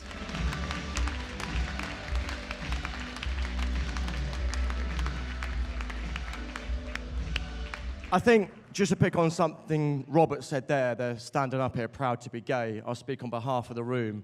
We're proud to see you standing up here because I can only imagine back in 1995 what that must have been like. The world wasn't as forgiving as it was then. It wasn't as accepting. We've heard Gareth Thomas, you know, Foz up here tonight saying it's all about being true to yourselves and being honest. And I think what you guys have done and what the VT didn't show is you went all of last season unbeaten.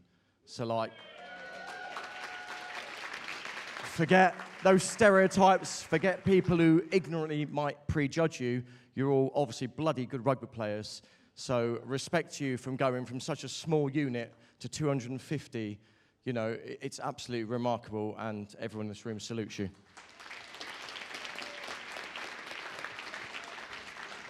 I just want to say I was very fortunate to meet you guys earlier, and what you've done for the game of rugby. Actually, not only the game of rugby, in fighting, you know, homophobia and everything, and you're a testament to yourselves and your families, and it's a pleasure to present this award to you, so well done. Congratulations, guys. Jack's going to hand that award over to Rob. Very well done. The King's Cross Steelers. Well done, man. Now, 15 years ago, a little girl was so inspired by watching Kelly Holmes win double Olympic gold in Athens in 2004, she asked her mum if she could go to an athletics track. Her mum took her to the Bromley Bees Athletics Club in southeast London. Shall we have a look at what happened next? I remember asking for a signature when she was in year 9, saying you will definitely win an Olympic medal. One of my best moments, there was sports day. I started the 200-metre race. She'd finished the race before the rest of the children had got to the 100-metre mark. She was just off. She progressed to her sprinting and got better and better by working harder and harder. So who was it who inspired you? Kelly Holmes. Winning 2 Olympic golds was incredible. But what I really liked was the fact that the winners got like a crown or a wreath. Next Olympics, they didn't have them. And I remember asking my mum, like, isn't that Olympics, the whole Greek vibe? She was like, no, it was because it was in Athens. I was like, oh. I was like, well, I'm already trying to be an athlete now, so I might as well keep going. I've been fortunate enough to know Dina since she was that high, and she's now that high. He's like a second dad to me, and obviously he's completely changed my life.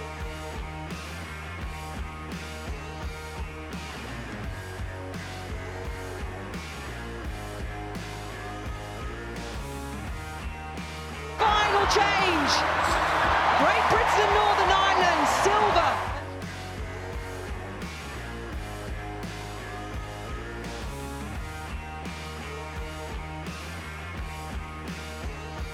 And it's silver for Dina Asher-Smith. What a run. Brilliant finish here by the Britons. People see her here training, they get inspired by her. I feel like if she can be that good, I can be that good too.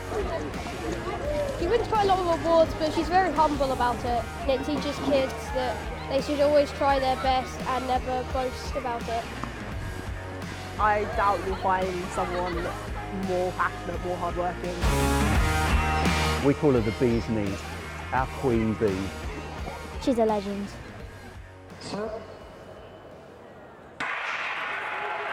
Watch for the start then. Asher-Smith out in lane 7 has gone out very quickly indeed, looking to take Brown with her inside Bryant as well. Asher-Smith has gone blazing through the first 100 metres and leads into the straight.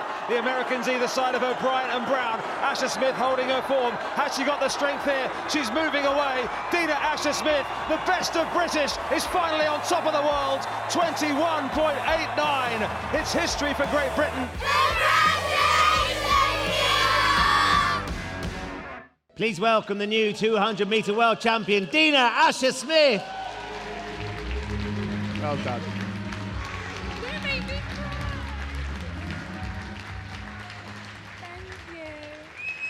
Oh wow, thank you so much. And obviously thank you for that video, because I had no idea you were going to go back to I don't want to get emotional, but go back to my school. And... Little trip down memory lane for you. It's amazing to chart, though, because I don't often think that you take time to stop and look back. I mean, it's still so early in your career, Dina, but looking at that and looking at the kids at the Bromley Bees and how inspired they are by you being there, how inspired are you when you go back and you see them and their enthusiasm for athletics? Well, obviously I'm super inspired. It's where I started and it's still the same track that I train at, albeit at slightly different times because it's quite busy with all of them there. But they definitely inspire me and they keep me motivated simply because I've already surpassed my own expectations, because when I started, when I was that young, I did not think I was going to be a world champion. Like, don't be ridiculous. I was totally just, I was just doing it for fun. And like, as my best friends are here today, and they know that I just love a good chat. And I was there just chatting to my friends, running around. And slowly I got better, and then I started just doing more and more.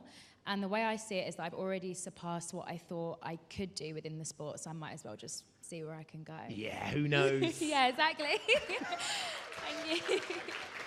There's this boundless enthusiasm you have, and sort of wonderful, sort of wide-eyed, maybe it's a little bit of naivety, just sort of that you're just taking every day as it comes and enjoying the moment as it goes. But it comes with a lot of hard work. It comes with a lot of support as well. Mum and dad and coaches. I imagine there's some people that you need to thank because they put the hard yards in perhaps when, you know, you didn't want to. Oh, yeah, definitely. I think the name that comes to mind first is obviously my coach, John, who was in that video with me talking about how tall I was, as he always loves to comment on. But I really don't think his role can be understated because he's known me since I was 8 years old. And literally, he saw me one day at the Bees Academy and he was like, just make sure that one doesn't do hurdles, doesn't throw anything, doesn't do anything to her back. Just make sure she stays running and stays healthy at 8. And he's put up with me with my incessant chatting, my constant distractions, if he tells me to run a race a certain way, I'll go and do the opposite. And he's like, what was that? I was like, I don't know, I got nervous. And he's been putting up with that since I was 8 years old. So how does he cope? How does he cope? He keeps me cool. He is cool as a cucumber. And the thing that he likes to comment on the most when I'm about to race is actually my eyeshadow choice and what choice of hair I've got. Just anything but the race. So he is like a second dad to me. I couldn't state that enough. And I know that I wouldn't be standing here today. I wouldn't be standing here in front of you as crazy as it sounds, a world champion without his intelligence, his selflessness, and his knowledge, obviously. So. It sounds like a great guy. He is, yeah. I imagine he knows a lot more about hair and makeup than he ever thought he would as well. Honestly, yeah. He's actually got real opinions about my eyeshadow colour as well. I remember when, I think it was like the 100 final in Qatar, I came and he was like, I preferred the one you had yesterday. It was less glitter. It was more cleaner. And I was looking at him like, John, you're a 60-odd-year-old. I'm thinking, what do you know about eyeshadow? But then, yeah, he was telling me which hues he preferred. He's honestly like got real strong opinions. Yeah. And why not? Exactly. And why not? Don't need to worry about the bend or your starting technique. Let's talk eyeshadow. He's always just like, oh, you'll be great. Just run it how we've been practicing. But anyway, so I love your hair today. This is a bit, okay. Priorities, clearly. So look, we're looking ahead. Tokyo. We are. Not far off now. It's not in training cycles, no. I think today, I was with John today earlier, obviously. He was trying to finish me off on track, which was always a welcome addition. And we finished our first 4-week cycle, I think, into the new training year. So we've got a few more 4-week cycles to go, and then we'll be starting to race outdoors. And how are you feeling? I'm actually really excited in a weird way. I mean, obviously, I've still got to qualify, like, got to make the team, start the season fit, you know, like the actual steps. But yeah, the stuff. And but I'm really excited. I feel good, and I'm healthy, which is the most important thing. And yeah, I'm just going to see if I can run any faster. Do you know what's going to happen when we're watching, and hopefully you'll be there? We're all going to be checking out the eyeshadow, aren't we? Going, what's she gone with? What hues, John said? Is John going to like the eyeshadow? To be fair, by the time I get to next year, I'll probably be doing lip colours, or I'll be doing funky blusher. I'm always just switching it up, so we'll see. Stay tuned. The racing stripes are going to be amazing. The whole makeup range is coming, Dina. I can see it. You can see it, can't you? Right. Now, we saw in that film that there was one athlete that inspired you to want to go down to the track. So, of course, there could only be one athlete that we would get to present your award. Please welcome to the stage, Dame Kelly Holmes.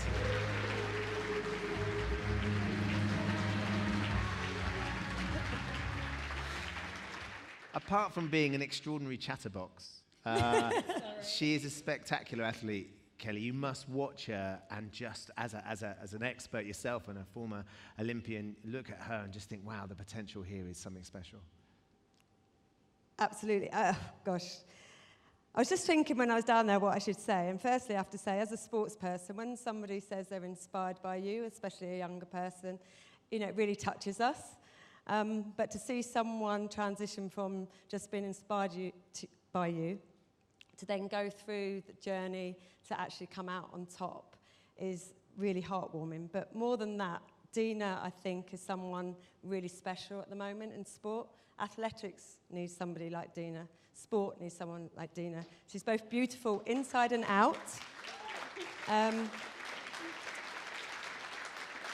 She's a role model to so many young people, especially girls. You know, girls need to see somebody who's powerful, strong, has got credibility, values, but works damn hard to be the best she can be. And Dina has done that.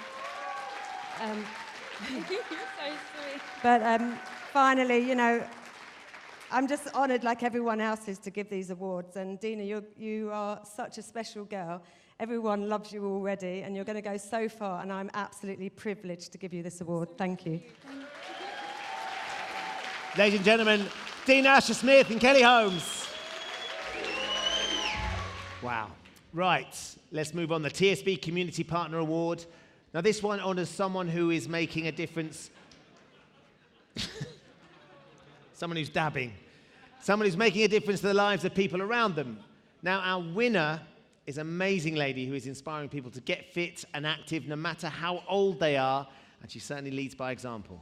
My name's Eddie Brocklesby, also known occasionally as Iron Gran.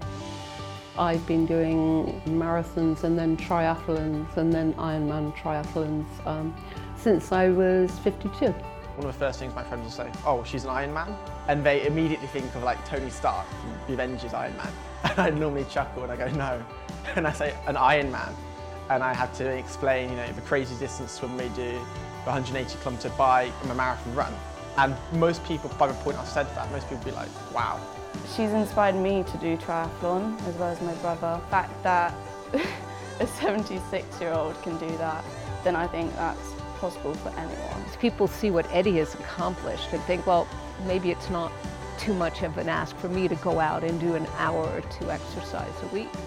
After 30 years of social work, I set up the charity Silver Fit, getting older people happier, more sociable and more physically active at the same time. The community bit of Silver Fit is really amazing. That is what makes Silver Fit so fabulous, because everybody thinks, oh, we need to do exercise, and then we think of a grey gym where nobody talks to each other.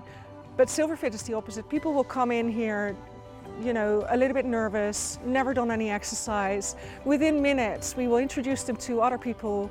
They all know how it feels to start like that. And a week later, they're doing not only Nordic walking, but they will come and do something completely else as well, because somebody in the club has asked them. So the community is the driver of Silver Fit. Such a good thing that it's there and that it's happening. You know, authorities, government bodies have not been able to achieve what Eddie's been able to achieve. That's the power of her ability and her personality. She's made a real impact in bringing communities together. It gets you out, you know, and I tell a lot of people about it and say, why don't you come along and join? Because it's better than sitting indoors watching the square box.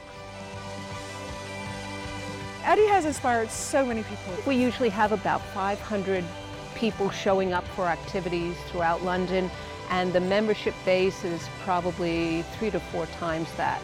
Age really is not a limiting factor. And I think that's something that Eddie has also demonstrated herself. She really didn't start exercising until she was 50, and now, you know, she's the UK's oldest female Ironman competitor. So we know it's never too late to encourage new members to come along and have fun.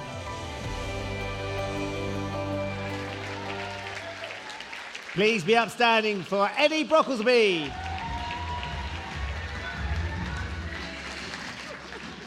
Here she is. Now then, Eddie, congratulations. Thank you. You are just sensational. We met before, and I told you how blown away I was. All of the judges were by your story. And then when I saw your film, and I saw this extraordinary energy you have for life, Eddie, where'd you get it from?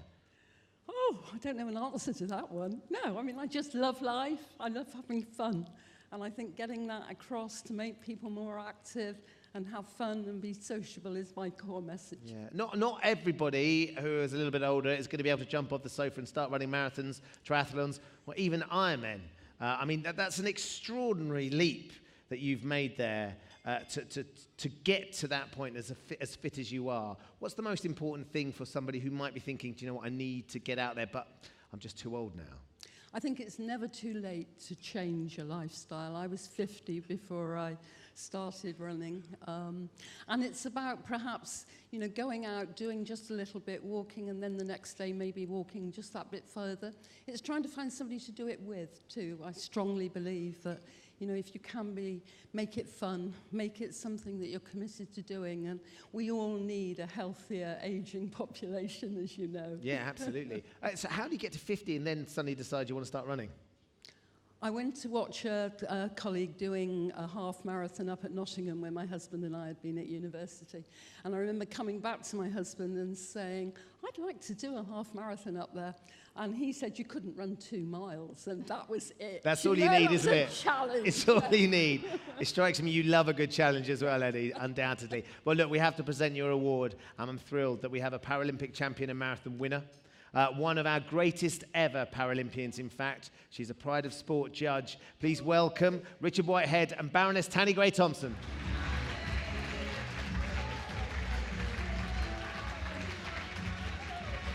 Hi, Tanni. What a super gran you are. I think when I look back at my career, I had some great role models, and my gran was a great role model to me. She put me on the right path to success. And when I look at that VT and look at everybody smiling, happy, engaged, and you're working on not just physical well-being, but also mental well-being. You're opening up so many opportunities for people that need that support. So well done. Yeah, congratulations. Tanni? I first met Eddie a couple of years ago, and I was at an event, and someone said, you've got to come and meet Eddie, she's really interesting. And that's always such a bland word, isn't it? You think, oh, okay. And then we met, and it was just this vibrancy and enthusiasm, and just in your face, and talking about activity, and it kind of made me want to go out and do something. And it's what you're doing for yourself, and I'm Iron Man.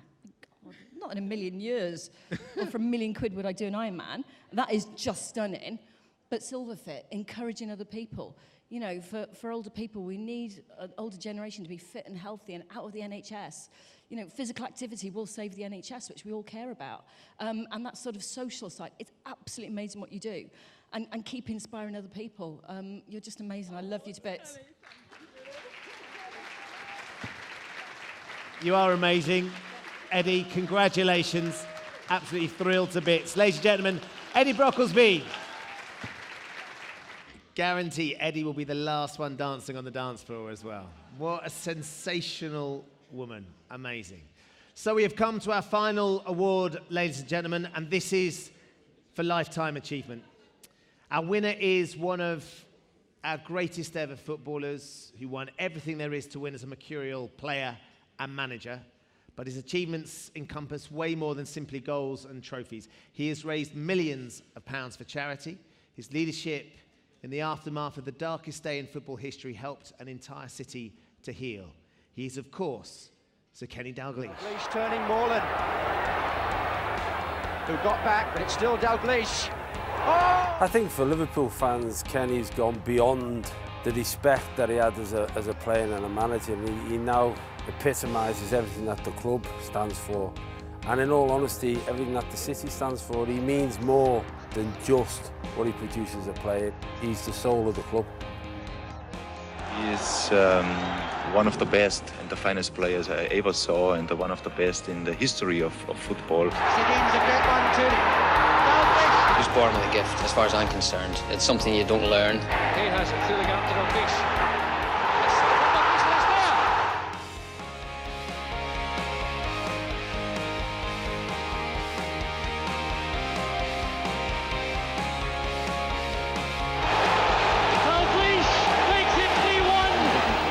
Getting it across, Dalglish.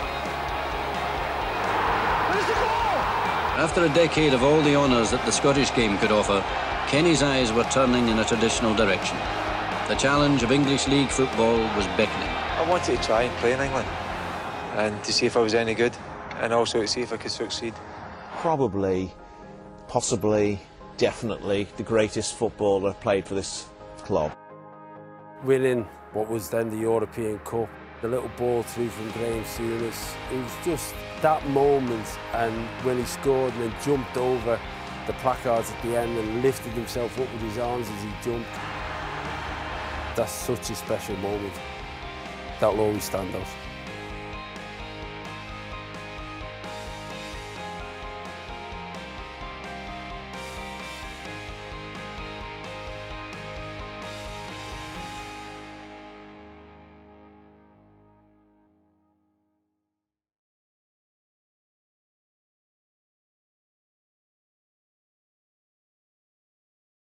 Sir Kenny Dalglish is a great role model in the world of football, both as a player and as a manager. And the way he took care of the Hillsborough families and continues to care for them, both those who lost loved ones and the survivors, will never ever be forgotten by them, by the club and by the city of Liverpool. And he showed that there was more to football than money. Kenny Dalglish returned to soccer management today. Shearer chasing it on, he's behind Pallister, can't pull him. I first met Kenny back in 1992 when himself, Jack Walker and Ray Harford persuaded me to join Blackburn Rovers. I watched him playing when I was a kid. He was an absolute genius. He was a brilliant manager. He had great respect from all of the players. He was hugely influential in us winning the title. And we eventually did it. We did it at Anfield. What a place to do it as well. Players loved him. Players had huge respect for him. Mum and Dad set up the Marina Dalglish appeal after Mum was feeling well enough, having recovered from cancer, and they have worked so hard on it.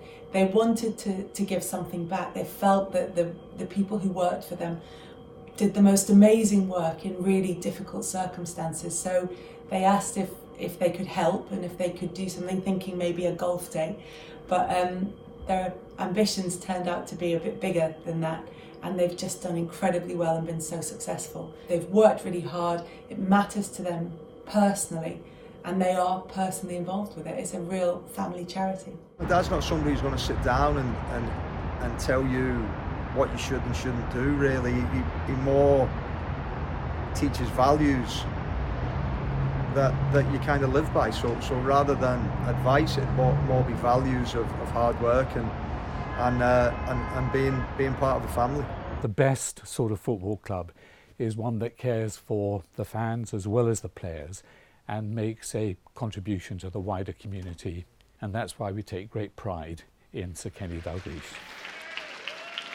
Please be outstanding for the legend, King Kenny himself, Sir Kenny Dalglish. That wasn't me they were talking about, was it?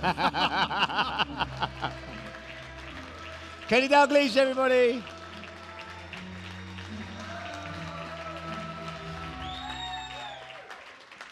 A measure of Kenny was, as he came up, he said to me, that wasn't me they were talking about, was it? Refusing to believe the accolades and the hype. It's what you've always been. I'm going to give you a chance to say a few words in just a moment. However, there was a few people that wanted to pay tribute, but we couldn't get them into that VT, so we recorded them separately. Here's some people that particularly wanted to say, pay tribute to you, Kenny. Here you go. Kenneth, congratulations on this fantastic award. As a player, you were the best. As a manager, you were brilliant. The work you did with the families at Hillsborough was extraordinary. And then Marina got ill and came through it with flying colours. And you set up the charity, and the charity's gone from strength to strength. The work you do is absolutely fantastic, and the money you've raised for great causes is absolutely terrific. You're a star. Congratulations, Sir Kenneth Dalglish. But for me, you'll always be a king, King Kenny. I'd just like to say that no one deserves this award more than yourself, because I know what you've done for football, both on and off the pitch. Also, I'd like to thank you for helping me become the player I was. It's great to still be working with you at Anfield and love the banter at the games. So we'll see you soon for the celebration drink. Very proud of you and your family. Enjoy your evening, King. Congratulations, Kenny. You're an absolute legend, and this award is very richly deserved. Have a fantastic night. It's great that you're getting a sports award for all the achievements that you've done in sport, because you've done so much. However, what people won't know is that you're a terrible cheat when it comes to golf. Hi Kenny, it's Sue Johnston. Excuse the garb, I'm just between shows at the theatre, but I wanted to get this message to you and say congratulations, yet another award, and well deserved. They asked me to think about you and my memories of you, and of course my best memories are of watching you as your genius footballer and all the pleasure you gave us, and as a manager and a player manager. And I also love the memories of all the times we had together with Len, Phil and Marg and the gang, going to the races and going on the Orient Express and wonderful parties. I think of you and Marina and your wonderful charities. And I also think about your face during Hillsborough and the grief that was etched on it. And I don't think I'll ever forget that. And every funeral there you were, supporting the families and giving them strength. And I know that you still do that. And I know how much it's meant to them. You're a fabulous man. You've got a fabulous family. And I feel privileged to know you. And, well, just keep getting awards, love. Take care. Hi, Gaffer. It's Jordan. Congratulations on your Lifetime Achievement Award. I couldn't have gone to a better person. And obviously, from me, thank you for everything you've done for me. I wouldn't be here today if it wasn't for you. So, yeah, I owe you a lot. And I hope you and the family have a great night and enjoy. Thank you very much for being the guy you are, staying down to earth all your life and being probably the biggest Liverpool legend ever makes you really special. And I'm really proud that I know you, and happy to be part of your club. Hi Kenny, Alec here.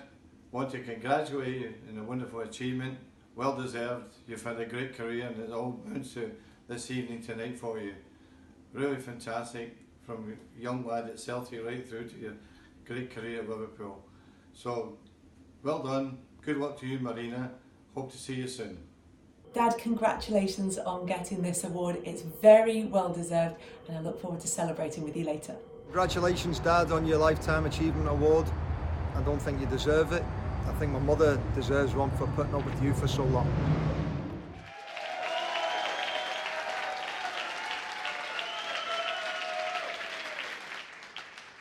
Couple of things in there, Kenny. You cheat at golf? I'm off 7, but I usually tell I'm 10. It's the easiest way. Got to nick a couple of shots here and there. How does it feel, Kenny, after everything you've achieved, everything you've been through, when suddenly your sort of players and your contemporaries and people that you admire in the game, when you've come up against like Sir Alex, turn around and pay tribute to you like that? Yeah, it's very humbling. Any award you get, or I get, is really humbling. I mean, I set out my life I wanted to be a footballer, and if you'd have seen the school reports, you'd have understood why. And to have achieved what you wanted to do when you were a wee boy was fantastic for me. So if they come out and they say that nice things about you, I think they're the ones that need the investigation, not me. I never set out to get any accolades or anything. I just wanted to be good and enjoy myself. And if it had been an individual sport, I'd have been struggling. So I'm not like many of the other fantastic recipients that's been up here earlier. I was part of a team, and as part of a team, you can always be.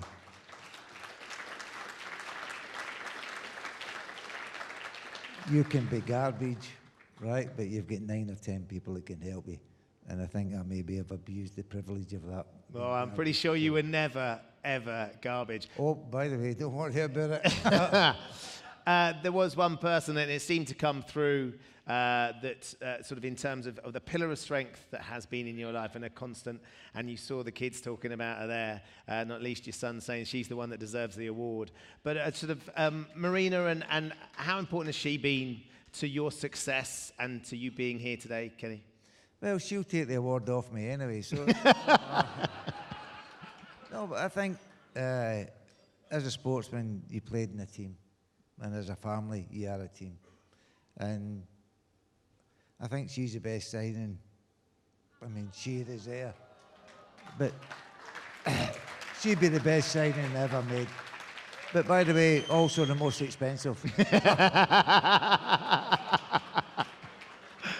So look, when you see what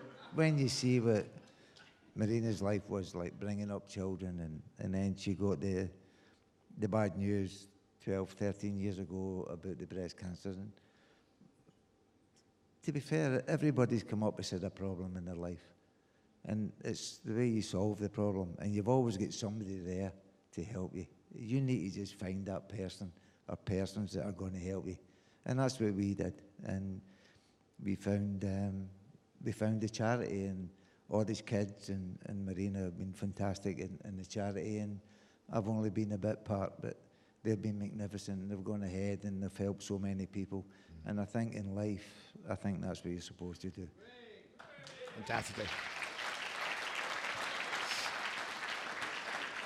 We have a couple of teammates, I think your first signing as manager, who are going to come up and give you your award this evening. They weren't in the film, but they did want to present you the award. Please welcome some midfield enforcers to the stage to join me, another midfield enforcer, of course. Graham Souness and Steve McMahon. Stevie, how are you back? Yeah, good. Good, Graham. Really good. So you were saying to me earlier, Steve, that you were Kenny's first signing. And best. Marina might argue with that. Yeah, I know she will do, of course. But yeah, I'm very humble to be on stage with these two guys, especially King Kenny, who tapped me up. I mean, signed me. I'm not allowed to say that. Oh, I can now. Yeah, it's okay. His wife came to the door. His wife came to the door in Southport and said, "Please, will you sign Stephen? He's at Aston Villa, but he wants to come home." Your missus did the hard work. It's not true. My missus never met him in her life. So, anyway, when you talk about the pressure of being a sports person, and I always thought it was a pleasure being a sports person until King Kenny tapped me up. I mean, signed me. When the call was made, I was just ecstatic, and it was like beyond belief, because I missed out the first time round when I maybe could have signed and played with this legend, Graham Souness. I had an opportunity to do that once again, to play under Kenny, and I hope I didn't let you down, and I think history says that. Yeah. Oh, well, I don't know why you've invited me, because maybe John Barnes has let you down. Because everyone's saying Steve McMahon who, and I'm just trying to explain to people that I was your first signing. And you've gone downhill since I left, because from a king, you're now a sir, so you've been demoted. Something went wrong. Yeah, something went wrong, Sir Kenny. It's been fantastic knowing you and your family. You've been a pleasure, and congratulations to you and your family. Graham, as a midfield enforcer myself, I was used to the boys at the front getting all the glory when we did all the hard work. I'd imagine that was similar to the relationship. No, that's not true. Can I just say we're in the company of 3 world-class strikers tonight: Jamie Vardy, Andy Cole. Andy, you're looking great, pal. You're looking great. And this man, our paths first crossed when we were both boys. I was 13, 14, you were 15, 16 at Celtic. We didn't know each other because we didn't really have a personality or personalities that would have gelled then. Fast forward to when I was 23, 24, and I joined Liverpool, and he was the consummate professional. And we actually roomed together, unbelievably. And I had the privilege, I say that because we're in a company, I've got to say it, we're on camera, privilege. But we roomed together for the best part of 10 years. For 10 years, I had to suffer him. We had a very simple agreement. When the phone rang, I was in charge of the phone. When someone came to the door, he had to answer the door because, as you can tell, I'm from Edinburgh and he's from Glasgow, and no one could understand him on the telephone. So I was in charge of the telephone. But the relationship worked, and we had the most unbelievable relationship in terms of playing, socially. It was just the most marvelous time, and it's one of those, for the guys that have played sport, you know, you peak, you think it'll last forever, and unfortunately it doesn't. But when I look back now in my time, our time together, there were unique times, really, really special times. And, you know, I know Jamie's a current player, but we had, trust me, the most unbelievable time together. I have to say, there was 10 minutes. When we would room together, obviously played on a Saturday in those days, he would take a sleeping pill, and I didn't. And there was no, we played on a Saturday. How old are you? Do you not remember? This was Friday night. We would have our dinner, go to bed. He would take a sleeping pill, and I've not worked out whether it was Urdu or Cantonese, but he was speaking some sort of language for 10 minutes prior to him knocking himself out. So I had to suffer that for a very long time, best part of 10 years. You touched on Marina earlier, Ben. Yeah. I witnessed something I've not witnessed for maybe 20 years. Marina had this when he... See, you think I was a lively one in our relationship. No. I was the straightforward, sensible, decent, steady, calm. Yeah. He was a rowdy one. You got 50% of that, right? So I witnessed something tonight. Marina, how have you done it? How have you tolerated this man? I'll get to that. Marina, I witnessed something tonight which I hadn't done for 20, 25 years. She gave it that.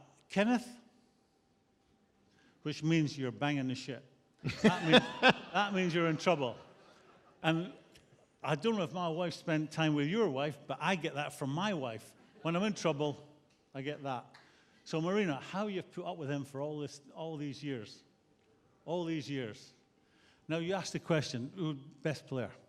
That's not even an argument. The hardest place to play football is up front.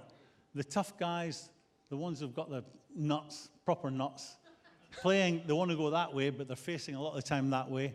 They're the ones that have to be brave. I have never played, and I went to Italy in 1984, and I went to where supposedly all the best players in the world were. I played with so-called world-class players when I went to Italy. I played against them. Let me tell you, nobody was better than him.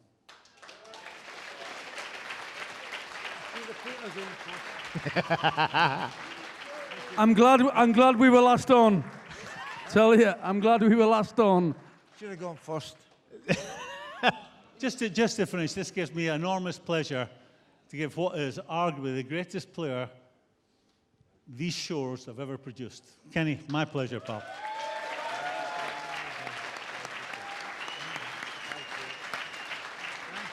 Thank you, Ben. Oh, I've got a better time to live, by the way. Ladies and gentlemen, I give you the legend that is Sir Kenny Dalglish. Well done. Brilliant.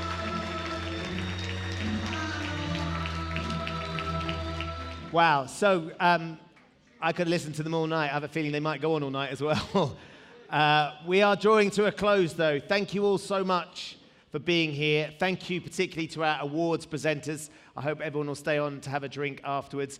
But most of all, a thanks to our amazing winners. You are the true heroes of sport. Give them a big round of applause, ladies and gentlemen.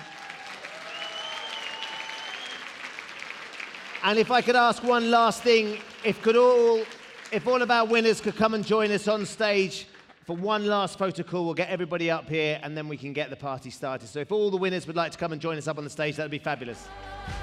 Ladies and gentlemen, I give you the Pride of Sport 2019.